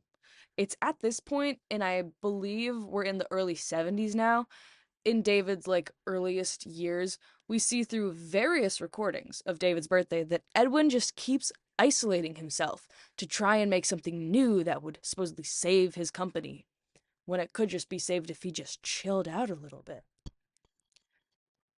But Fiona is just becoming more and more frustrated with his lack of parenting, snapping at him in one of the audio recordings of David's birthday after he's missing the entire party. But at some point in the early 70s, late 60s, Fazbear Entertainment begins a contract with Murray's Costume Manor to create the new Freddy Fazbear Pizza Place. Does that sound familiar? Sound like the second establishment that was opened? Why, yes, it does. Thanks for noticing. That was on the quiz. Right, Edwin is now tasked with creating the new Fazbear Gang, which we do see in the basement of Murray's Costume Manor, if only in their prototype stage. It's clear that Edwin never finishes the project, though through various emails we see that Fazbear, more specifically Afton himself, kept approving things right up until the last stage of development, only to have them change something major and have to scrap the entire idea, leaving a lot of room for Edwin to just take Edwin, leaving a lot of room for William to just take the mostly finished animatronics. I'm not saying he did, but I'm not saying he didn't. Like, and through these emails and through the changing things at the last minute and having them restart months of work, Murray's Costume Manor Murray's Costume Manor is hemorrhaging money, and they are running out of time quick. Edwin, the absolutely boy failure that he is so convinced that he has a real friendship with Afton that he just keeps working on the Fazbear contract, even though it is quickly making him incredibly bankrupt. It's during the early days of this contract that Fiona and a rather large, I think, group of Murray's Costume Manor puppeteers were sent out to Fall Fest, presumably to loan their animatronics to the festival. As is the Murray's Costume Manor business model, if you've played the game, I don't know if you know, it's a good game, play it. But it's at this annual Fall Fest that a fire breaks out, and Fiona dies because no one in this franchise can have living parents. And so Edwin, with a rather quickly falling apart company and a very young child, kind of loses his shit and falls so deep into his work that he is utterly incapable of properly taking care of his son.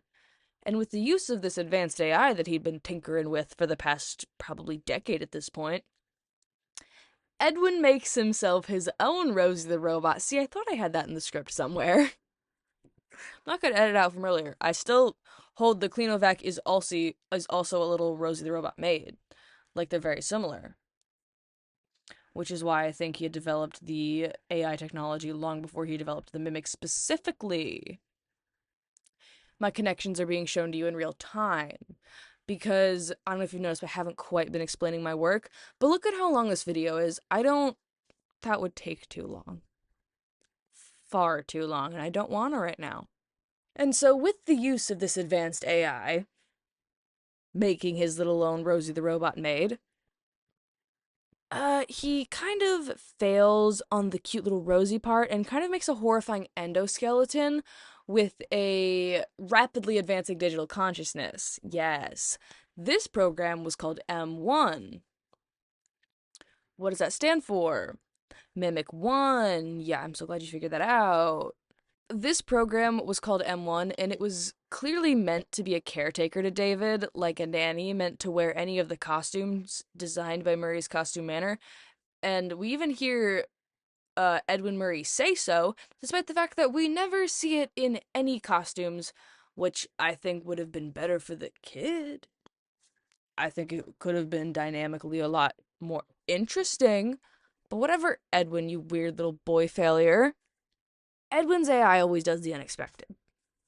I believe through some sort of mistranslation in the program, the M1 program figured to properly take care of this child, David, as it was programmed to do, that's its primary function, then it should in turn emulate David's proper caretaker, Fiona. Through the videotapes of David's birthday we see throughout the game, I believe M1 trained itself, training its own AI to almost perfectly mimic Fiona. But it's not the real Fiona, as I think is kind of clear. In the recordings of M1 versus the recordings of Fiona, M1 Fiona doesn't argue with Edwin. It doesn't have M1 Fiona doesn't have any stakes in Murray's costume manner. Its only function is to take care of David.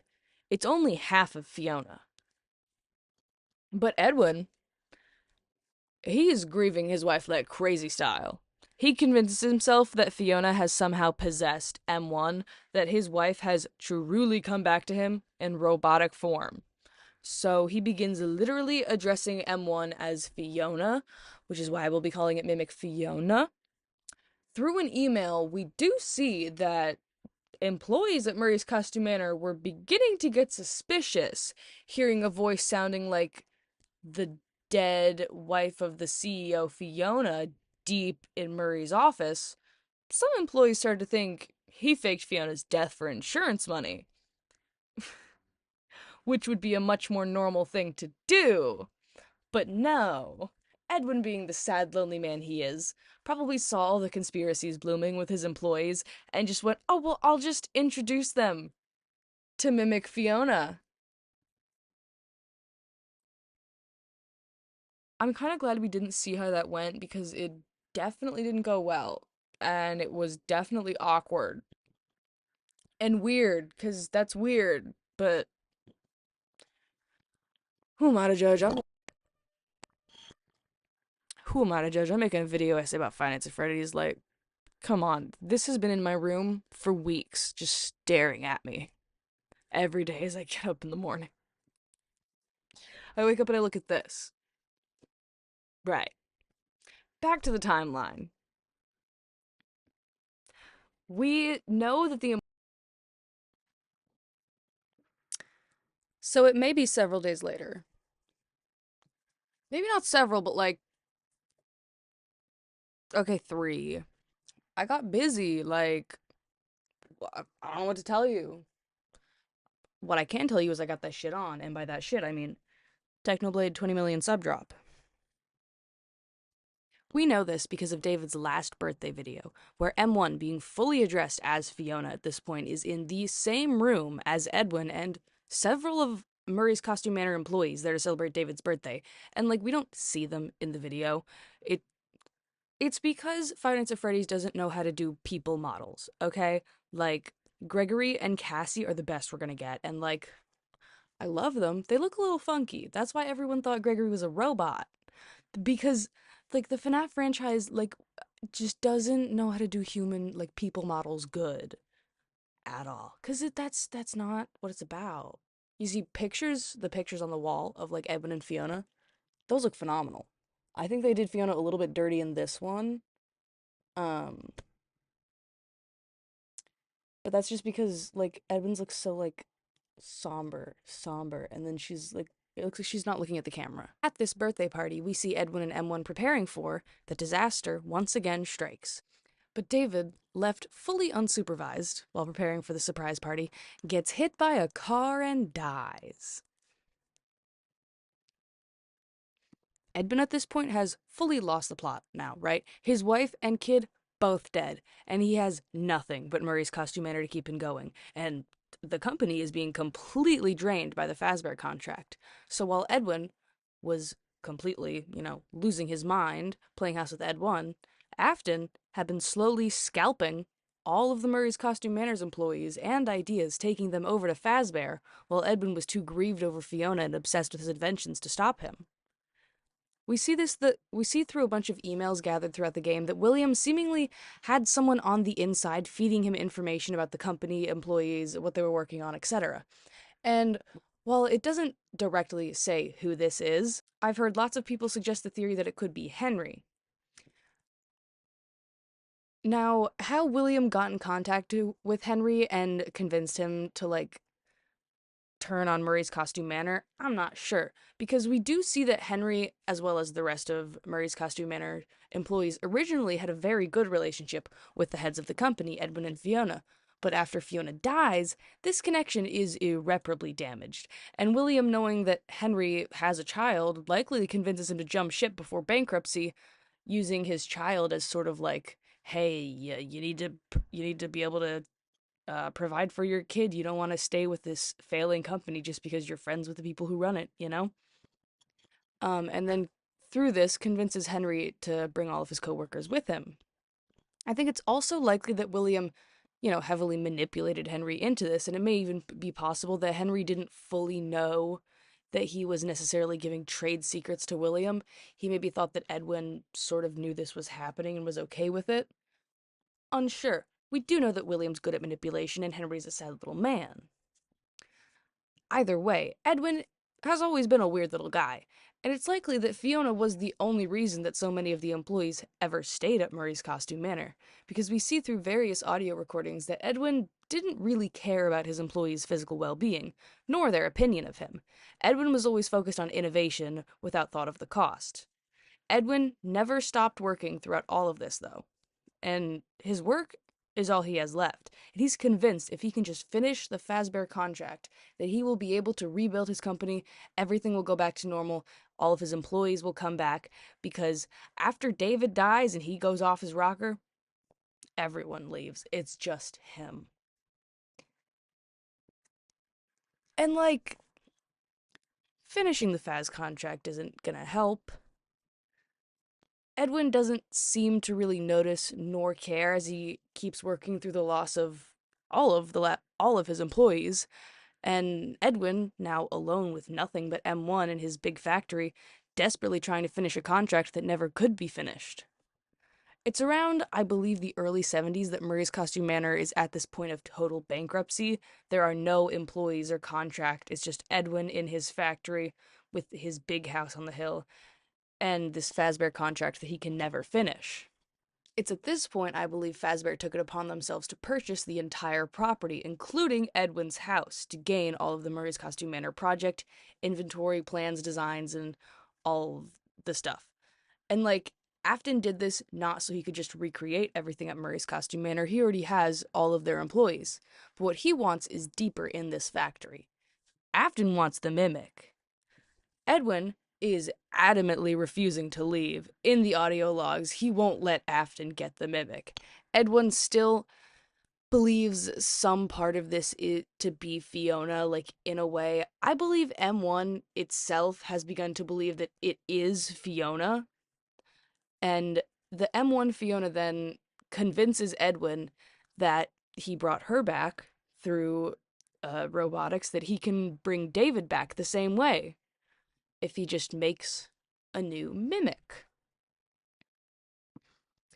Edwin then begins attempting to make M2, but he can't get it right.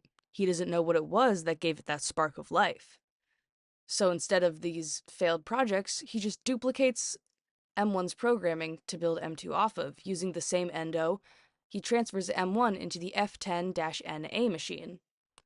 That is lead speak for Fiona. You will probably notice that this machine is seemingly one day becomes the Maxis machine because it looks exactly the same, but I think there was likely two different machines because this machine is the what's it called? Because this is the machine that Edwin built to contain the mimic programs or whatever. So since he was making two programs, it's likely he made two boxes or two machines to contain them in if anything were to happen to their endos while he needed to repair them or whatever. So there's the F10NA machine and then the Mexis machine. Edwin succeeded to some degree with M2. Like, it does mimic David in certain ways, similar to what we see in Tales from the Pizzaplex series, but while Edwin, like, but David was only alive for like 5 years. There's not that much video evidence for the mimic to even base its mimicry off of. And it's likely if there was any real possession going on with M1 and Fiona that David's soul wouldn't have stuck around long enough to even attach to it. Like, it's been probably at least a few months. David's gone. And while M2 may mimic his son, Edwin deep down knows that this is not his son. Edwin is cooped up in his old house on the hill above this vacant factory, and he has nothing but these robots. He can no longer pretend that this is his real family. So, again, much like we see in the Tales from the Pizzaplex much like we see in the Tales from the Pizzaplex novels, Edwin sees M2 mimicking his son, but wrong. And it puts him over the edge, and he beats the M2, infecting it with his own agony. The agony of not only the loss of his wife, but his son and his whole company and life, and all of the agony of everything that Edwin has done in his life, all of his regrets are then imbued into this robot with his pure rage. Edwin beats M2 so thoroughly that its legs are rendered useless. But M2 is still technically left functional. And now that it's learned violence, it made this new thing called revenge. And it's out to get some. So it rebuilds itself. It had likely watched Edwin long enough to be able to fix itself, and in a moment of divine irony, M2 beats Edwin to the brink of death, parroting back to him the very same words he used to ignore his own child when he cries out for help. And then Edwin presumably dies. At the very beginning of Secret of the Mimic, Fazbear asserts that Edwin has gone quiet, and when we go to his house in-game, we can enter his office where all of what I just described went down, and we find no trace of his body. And, like, there is a chance that he's in a hospital somewhere, like in a coma or something, but the room also has considerable fire damage, leaving it fully exposed to the elements. So there's no telling what could have happened to his body if he had remained there. Edwin's death and or disappearance happened sometime in the mid-70s, I believe between 1975 and 1979. That being because the game is in 1979. But I should say, most of my dates for this come rather, I would say, unfortunately, from game theory. But like Tom kind of slayed on that one video about like dates for this game. I'm not gonna lie, like it made sense.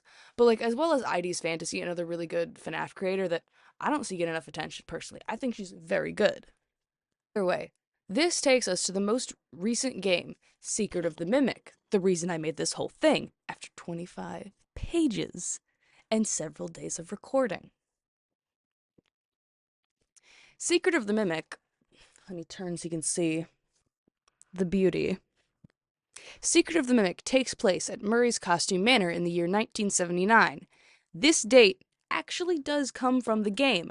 I know, a date in a mainline FNAF game? That's insane. I'm not sure who found it first, but I saw, once again, ID's Fantasy make a short about it on YouTube. But in Arnold's van, we see a job order for the very job he's doing right now at Murray's Costume Manor, and it is dated as 1979. So this is a concrete year that we know for sure is when this game is happening. Speaking of Arnold, who we play as in Secret of the Mimic, he is a Fazbear technician tasked with the retrieval of supposed Fazbear property. And while we know Edwin didn't make the Mimic for Fazbear, being as they bought out his entire company as well as his house and all of the land, like it does technically belong to them because Edwin is like presumed dead at this point. So this supposed Fazbear property being the M2 schematics. Either way, this supposed Fazbear property is specifically what Arnold is after, is the M2 schematics. Fazbear has already sent several teams to recover the Mimic, but none have returned unbeknownst to Arnold. We can, however, literally see their bodies around the factory, stuffed inside of animatronic suits. just like we saw in Tales from the Pizzaplex, which is so cool. Um, and I would like to note that once again, Arnold doesn't like have a whole character model. He's just arms. And I love that. It's so funny that he's just arms. And like from a game development standpoint, like I get it. Like it's a first person point of view game. Like he only needs to be arms, but once again, he's just arms. And that's he is a grab pack from Poppy's Playtime. Like, oh God.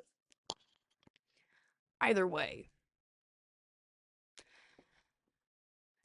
Fazbear does warn Arnold that, end quote, our motion sensors indicate someone is still inside the building, moving around, then adding, although the signal is a bit erratic, we don't expect any confrontation. Insane words to hear from your boss. So Arnold, straight from a 36-hour shift on the literal brink of passing out, is forcefully sent into the Murray's Costume Manor facility out of fear of getting his van repossessed. Because capitalism. So Arnold, our favorite boy failure, equipped with the data diver, which is seemingly an early version of the Faz wrench we see in Security Breach, which is such a cool way to not only tie together the gameplay, but show like the sheer impact Edwin's inventions made on Fazbear as a company so far into the future. It's very fun. I think it's very cool. So as Arnold enters this factory, he is greeted with the welcome show, which is the greatest thing to ever come out of any Five Nights at Freddy's game ever. Oh my goodness, I was aghast, jaw on the floor, screaming, crying, shaking on the ground. Arnold, once again, making contact with dispatch, is now told that, well, what Fazbear picked up on their motion sensors is actually not a person, but a rogue endoskeleton with a penchant for gratuitous violence. Such a good thing to hear from an employer. Yeah.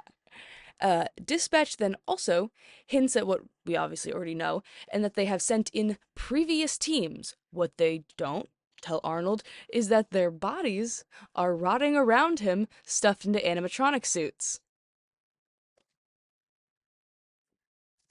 Oh, working conditions in the 70s.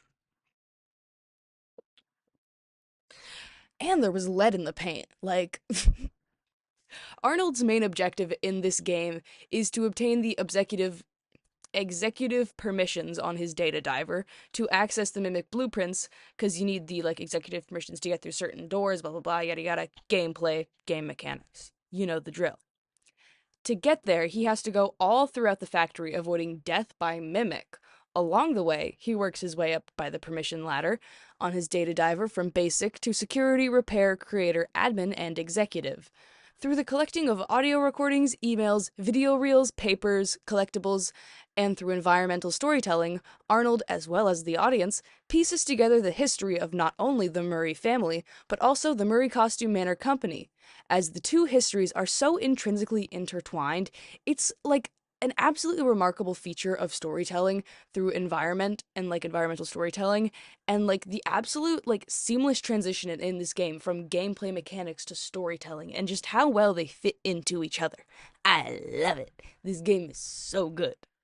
All of the animatronics we see throughout this game are essentially suits worn by the Mimic, except for two, whom of which we'll get back to in a minute. Once Arnold gets the last security level and finds the blueprints for the Mimic, Dispatch will then instruct him on his last task, returning the data driver to the facility's inventory system. This essentially acts as an in-game inventory system and is where Arnold has been putting all of like the collectibles and such throughout the game. This is where the first two different endings of the game will branch off from. In the first ending, you listen to Dispatch when they tell you to return the blueprints to the inventory system, and when you leave, you go back to your van and everything seems fine until Dispatch comes back on the radio asking where the heck you been all night and why you gave company property away. And as Arnold is frantically trying to explain that he just did what Dispatch told him, he is then attacked by the Mimic from within his van. They ate with that one, like they served A and left no crumbs. Like, My goodness. In the second ending, Arnold doesn't listen to the obviously fake dispatch, and using his executive permission runs a program on the monitor called parachute.exe. This then opens a passage to escape the security office literally under the desk. Very cool little fun thing. Gave me very sister location vibes. I don't know why, but I love it. Like, I saw I think it was Rye Toast bring up the theory that after Fazbear and like specifically Afton had acquired all of the Murray's Costume Manor like facilities and factory and specifically his house after Edwin presumably dies, that the tunnel system in the house is what gives Afton the idea for the sister location bunker, and essentially that's what he turns into the sister location bunker. Um, that's not a part of my timeline, but I think it'd be cool if it was. I don't want to rewrite my script at this point because, as I said before, I've been working on this for several days at this point, and oh my god, oh my god, oh my god, I cannot be fucked. Either way, when you run the parachute.exe program, opening a passage to escape the security office, leading to the secret area, it is filled with prototype Fazbear animatronics as well as the entire planned layout of the Freddy Fazbear's Pizza, the original location with the Freddy's gang. Hmm. Arnold is, however, very much still running for his life from the Mimic, with Dispatch obstructing the path, and these tunnels do eventually lead to a room containing a giant computer labeled F10NA. Fiona Mimic, this is M1, this is the M1 Fiona Mimic, this is Mimic Fiona. So the Mimic Fiona had so we then learned that Mimic Fiona had cut off our signal to the outside and pretended to be Dispatch from the minute we entered the factory. Thanks, Fiona. Yeah.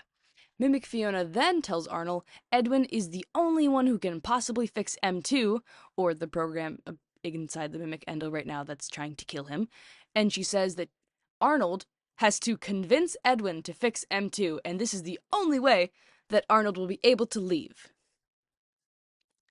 Great, great, great. So, like, but he's dead. Fiona Mimic obviously doesn't know this, but, like, he's dead. Either way. So, Mimic Fiona, she sends Arnold into the Murray home through these tunnels. You talking about the tunnels?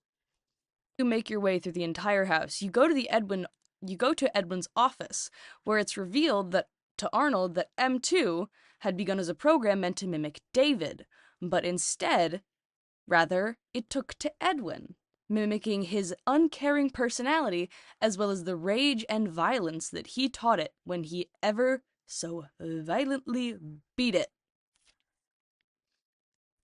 This then resulted in Edwin's supposed death. So, with Edwin dead, Arnold's like, I'm not going where he went, so he takes it upon himself to try and fix M2. And to his credit, he activates the program Cradle.exe, and this program was originally noted to have been created by Edwin to keep David safe somehow, and whether he was referring to the mimic David, M2, or actual David, I don't know. The Cradle.exe program just starts a self-destruction program for the entire factory and Edwin's house, so I'm gonna go with it was... I have no idea. So then dodging not only these adorable little rogue mini mimics, which I think were the mimics' attempt in mimicking Edwin and creating its own little inventions after he was died. After he was died. After he died. Either way. Dodging the rogue little mini mimics, who I love, but also fire. Arnold barely makes it to his van, and just as Arnold is about to escape, the mimic begins attacking him from the roof of his van, causing Arnold to crash and flip his van. Might I say, quite similarly to the Five Nights at Freddy's second movie trailer coming out December 5th. I'm so excited you don't even understand. That has nothing to do with the timeline. I'm just obsessed. Either way. After Arnold crashes and flips his van, all the works, the Mimic just takes the blueprints from Arnold's hand and leaves him to succumb to his injuries in the van as it is on fire. And it is a phenomenal cutscene. Like Steel Wool, my goodness. Make a movie, please. They should have made the FNAF movies animated. You're fantastic. That being said, then we wouldn't have gotten the Jim Henson creations of the FNAF animatronics. So actually, no, because Jim Henson's Creature Shop slayed so unbelievably hard. Oh my goodness. Either way, there's also a third ending. Upon a second playthrough, a 25th collectible will become available once you enter the security office. And I love second playthrough secrets. This is such a cool game mechanic that I think a lot of more people should really put into games. Specifically FNAF. Like, they should put this in more FNAF games. This is so fun. I love Steel Wolf for this. They be doing this a lot, I believe. In this third ending, once you secure all 24 original collectibles in the inventory system, the computer terminal game Moon.exe will become complete and you can fully play it. Note the collectible found in the Murray residence at the end of the game, like the 25th one, is not required to finish Moon.exe. I also have not spoken about Moon.exe at all.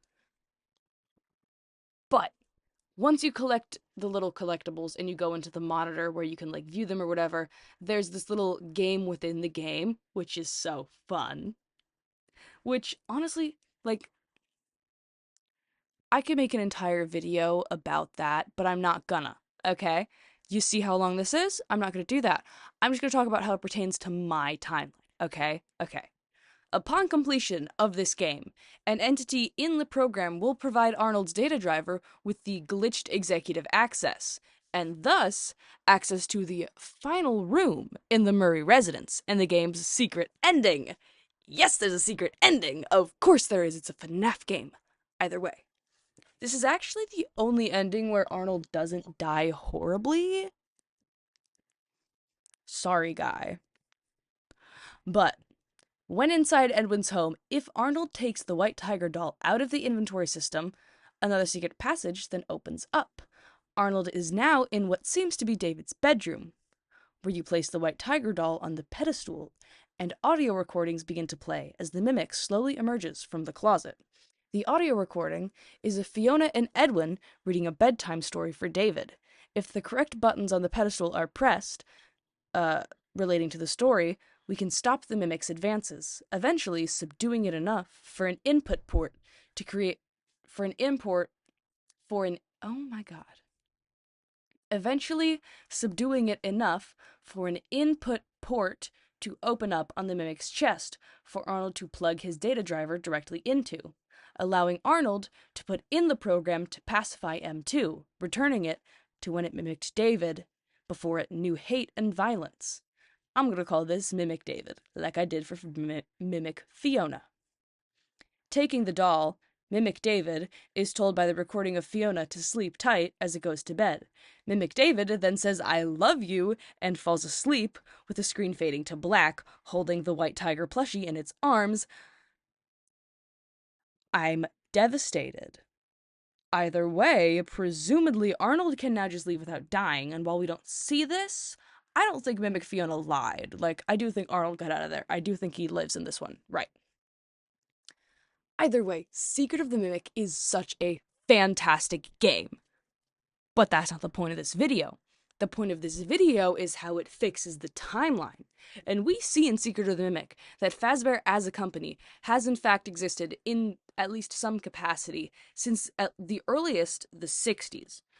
And though we can assume that William is like one of the main founders of Fazbear as a franchise, with Henry likely joining a little bit later, one of the biggest questions in the timeline building in Five Nights at Freddy's is always the question of motivations and inciting incidents. Why did William Afton do fucking any of this? What caused Afton to one day decide the best means of revenge, unneeded revenge, by the way, was murder? Or that his murders could somehow power machines and somehow aid him in the pursuit of immortality? So, like, why did William Afton do this? Like, time and time again in this timeline, we see that William Afton is a lot of things, but a mechanical genius he is most certainly not. He's kinda dumb. Everyone in this franchise is kinda dumb, besides like Gregory and Cassie, right? Dumb adult itis is it's a pandemic, apparently, right? Like, William was never the one making the animatronics. He was just the one using them for his own plans. So how did William ever learn of Remnant and how to use it? Well, this all boils down to what I call the recycling theory. This theory starts with Nurse Dolly and the self-running animatronics in the animatronic nursery. It's essentially like this automated way to fix the broken animatronics, and any animatronics that cannot be fixed are then broken down for parts, and any unsalvageable parts are literally melted down. And we see in Secret of the Mimic that Edwin supposedly coined the term recycling sometime around the 1970s, when all of these events started happening. And through this recycling initiative, Edwin literally melts down old animatronics and then uses their molten metal to seemingly power his whole facility. That sounds familiar, doesn't it? Yeah. Yeah. I believe through using other animatronics for parts, as well as the melted down parts literally, like, fueling the factory, Edwin slowly and unintentionally infects not only his inventions, but his entire factory with remnant. Because we know that remnant is made from molten metal infused with agony. And looking at the safety conditions of all of the Springlock suits alone, that could cause a great deal of agony to be possible. Like, we see in one of the emails that Fiona said that one of her puppeteers almost got their hand chopped off.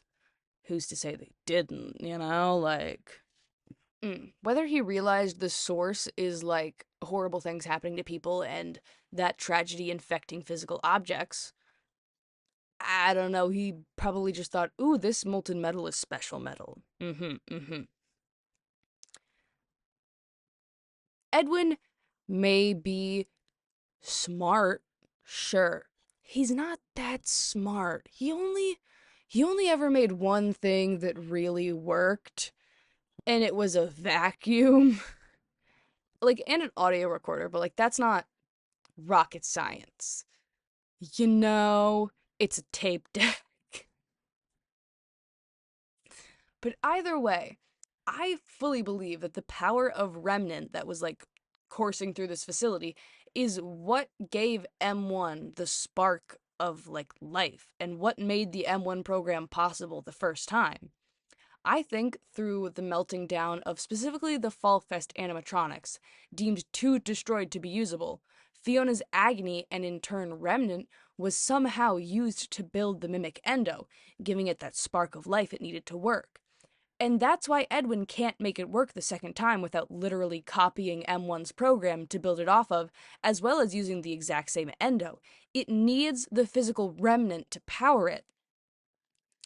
And the answer to the question of motivations for William Afton, I believe, um, as I stated earlier, when I said William seeks immortality in some way or another, whether it be through reputation when he attempted to be a successful businessman, or be it through literal means when he begins his remnant experiments, I think it is made clear through the books and the movie, soon to be two movies, that his deeper motivation throughout the entire franchise is this pursuit of immortality, right? I think William learned of M1 when beginning his acquisition of Murray's Costume Manor, and through this he ultimately learned of the violence it was capable of as M2. And whether William fully understood the dangers of acquiring this endo, he wanted to learn from it, maybe learn how its digital consciousness worked and be able to build himself one. Either way, he didn't care how dangerous it was. He's never cared how dangerous anything was. So then, throughout this game, we see William is ultimately unsuccessful in obtaining the Mimic for some time. Like, we know that he knows about it, and presumably knows, like, bits and pieces of how it was made, but having acquired all of the former employees of Murray's Costume Manor, he was definitely able to learn with Henry to further the franchise. Having acquired all the former employees of Murray's Costume Manor, he was likely able to team with Henry to further the franchise, but he also likely viewed Henry as what he could only aspire to be. William has so easily taken Edwin out of the game. Though Henry isn't his literal enemy, William probably views him that way. He sure does in the novels. And through the novels and movie, we see William is an obsessive, jealous man who needs to be in control. And for Henry to seemingly be better at him in the actual creation of the animatronics was probably too much for William. And this is what began the one-sided hatred that eventually culminated in the death of Henry's child by William's hand. But long before William still had things but long before that, William still has things to learn from Henry at this point. And with the relationship hinted at in Secret of the Mimic, it seems that Edwin and Henry were close in terms of coworkers. It would make sense for Henry to have been a lead engineer on Murray's project, while Murray was more of the ideas guy, you know? It would be Murray was the ideas guy, Fiona made all the art, and then Henry made the actual animatronics, you know? So it reasons that Henry would also know how the recycling system worked at Murray's Costume Manor. Even more likely, he would have been the first to witness the effects it had on the factory, the way its power was something more, something alive, because while Edwin has the ideas, he doesn't work with the materials. I believe Henry and William together discovered Remnant and its abilities, and this would explain how Henry knows so much for his little speech in Pizzeria Sim. When Henry did not wish to further their research beyond the theoretical, aka the murders, it would make sense for William to then frame him for his own crimes. Because if Henry wasn't helping him with the remnant and stuff, there's no reason Henry would know William has done this, and there's no reason William would have to take him out of the equation for any other reason than murdering him. William needs someone to be the fall guy, and it's Henry because Henry knows too much. So to review, Secret of the Mimic, the game, shows us the earlier days of this story, filling the motivations of William Afton as well as Henry, and then showing us the true roots of Fazbear Entertainment as a company. And while Fazbear has definitely had the ideas for some of the characters like Freddy and Bonnie, Chica was already an existing character they acquired from a different company. And Foxy is very clearly a Murray's creation that they also acquired. William had nothing to do with the creation of at least two of their main gang animatronics. It was always Henry. Henry's always been there at Murray's Costume Manor before Fazbear Entertainment even existed. Henry's always been behind these animatronics. That's why he said prisons of my own creation. Because even though Edwin may have had the ideas for how they worked, Edwin is still the one that made it. So once again, Edwin had the ideas, Fiona drew the plans, Henry made the actual animatronics. It While Henry may have ultimately helped William discover Remnant, Henry never would have imagined that William could have used it. No, I didn't read that right. While Henry may have ultimately helped William discover Remnant, he never would have imagined the uses William would have for it, nor how he would go about creating it. But, I would like to clarify. There's somewhat of a consensus among some theorists that think Secret of the Mimic means that Fazbear never made anything, and everything was just stolen from Murray's Costume Manor. And, yeah, many aspects and characters were ripped from Murray's Costume Manor, or companies Fazbear acquired. They're still the original Freddy and Spring Body animatronics, though while we do have mention of Edwin using spring locks or even possibly making these animatronics, I believe Fazbear, and more specifically William, came to MCM with either the ideas for these animatronics, the blueprints, or at least prototypes of the springlock suits for Edwin to then build off of. Because we do see that Edwin does make safer springlocks that at some point after Fiona tells him to, he does make a safer, better springlock that is waterproof. And if William had just used that when he had gotten scared by all those little kid souls, he wouldn't have gotten springlocked. But he's using an older version of the springlock suit, one that William himself probably made. So, all of this being said, Henry was originally, in my timeline, an employee of Murray's Costume Manor. So him being a coworker with William as part of his deal to betray Murray's Costume Manor, all his inventions likely came with him. And we see it through Secret of the Mimic that Edwin himself is not good at creating stuff. Right? I probably said it before, but his only real, like, successful invention is the Cleanovac and, like, an audio recorder. Henry was likely always the one behind the actual animatronics for likely Edwin's entire time at Murray's Costume Manor, after he inherits it. Like, we also know that, though really this whole franchise, that William is never great at creating robots. The only animatronics he seemingly ever built himself were the sister location animatronics, which we know were built off parts of Henry's animatronics to begin with. So the only one who ever made any of the animatronics long term in this franchise, it was always Henry. And like pretty soon into Edwin's decline, I think, is when Fazbear pretty soon into Edwin's decline and likely soon into the Fazbear contract, he was probably already on William's side. He saw the writing on the wall and he went, "Well, I got to jump ship before the ship sinks." So no, Fazbear didn't steal everything. They just stole the man that made everything. With all that being said, there's a lot in Secret of the Mimic that I didn't cover. The whole Moon.exe games, the two animatronics that are seemingly not part of the Mimic, as well as many aspects of Murray's creations themselves. Now, once again, I could make an entire video on Moon.exe itself, but it really has no overall bearing to the timeline in terms of like Fazbear Entertainment. It just works to fill out the story of Edwin's life and the tragedy of his family and his company, and how, in the end, it was because of his hubris and belief in his own ability that his life became so tragic. Edwin works as what I believe to be an incredibly interesting foil to William Afton, because William is a man who is fully aware of how his actions affect those around him in the pursuit of advancement, and he uses that to his advantage. While on the flip side, Edwin does not see the ramifications of his actions in the pursuit of advancement until it's too late, and he is left to mourn and grieve the life he could have had. The dichotomy of man, you know? But, like, all that being said, again, I don't want to fully go through the entire Moon.exe game. It's an entire game within a game, right? It's a story within a story, and I am currently on page 33, and I am scared to edit this video. I went through the entire thing once without no audio. You can't make me do any more, please.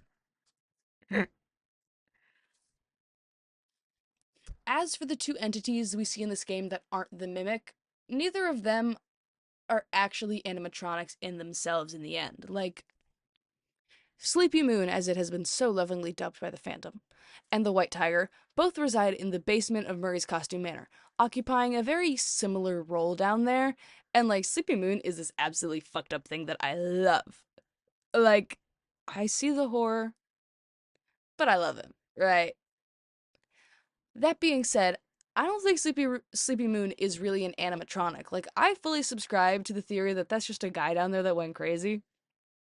And once again, Rye Toast was the first I saw to say this because they're my favorite creator and I watch all their videos first. But like, what if Sleepy Moon is just some puppeteer that got stuck down there due to the constantly out of order elevator, and he was stuck down there so long, scavenging for food wherever possible, because we do see several stashes of candy throughout this residing area, and also rats he probably ate, because there's definitely rats down there, but he was there for so long that he just went crazy. He doesn't know. He doesn't know where he is. He doesn't know what he's doing. He doesn't know what's happening. And like, I do think that there's a decent amount of evidence for this because we do see blueprints of the Sleepy Moon suit, and it isn't an animatronic. It's just a mascot suit with a few mechanical parts inside to give it the sort of glow effect, as well as likely some sort of voice box.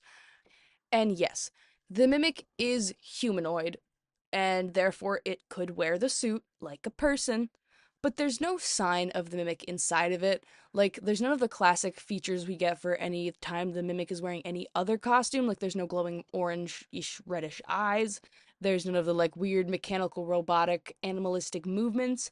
And there aren't any of the, like, very specific sounds that are associated with the mimic when it's near. Like, we don't hear any of its wires and servos or whatever, because it's a FNAF game. Listening is important, so the mimic has specific sound cues. Some people counter this with the fact that Sleepy Moon does have some mechanical noises associated when you go close, but like they're markedly different from the mimic sounds, and there are noticeably like human sounds underneath them from Sleepy Moon. It's also at this point in the game, the mimic doesn't have any logistical way down to the basement. The only entrance or exit is the elevator, and it is currently unavailable during this time. So unless Ed the mimic dug through the ground just to put on this suit to fuck with you, it wouldn't have any way to actually be down there at that point. And we see through emails that not only does the elevator for the basement specifically break down all the time, but that people so rarely go down there that people aren't even sure what's down there. And we see we see two emails that are very important. Did you finally get into the elevator? That thing hasn't worked in so long, I don't even think Murray knows what's down there anymore. Sean. And like while these emails aren't dated, they just have the month and the day. I think chronologically this email then comes next and it just says night shift. Hey, hey, is anybody up there? I'm stuck down here. The elevator isn't working and I'm getting really hungry. Is anyone getting this message? So yeah, Sleepy Moon is just a guy who's crazy in the basement. And at the end of the game, he probably just gets crushed in rubble and dies. On to the next thing in the basement. I don't know, did y'all hear my nut crack? That was crazy. But the white tiger is something else entirely. Like, the white tiger is definitely not a ghost. There is no evidence that, once again, this is the mimic in the suit. There are no mechanical noises or robotic movements. It literally teleports around the area. It is definitely a ghost. But if it's a ghost, who is it? Now, I know I said that David was gone earlier, but there's a good chance that it is David.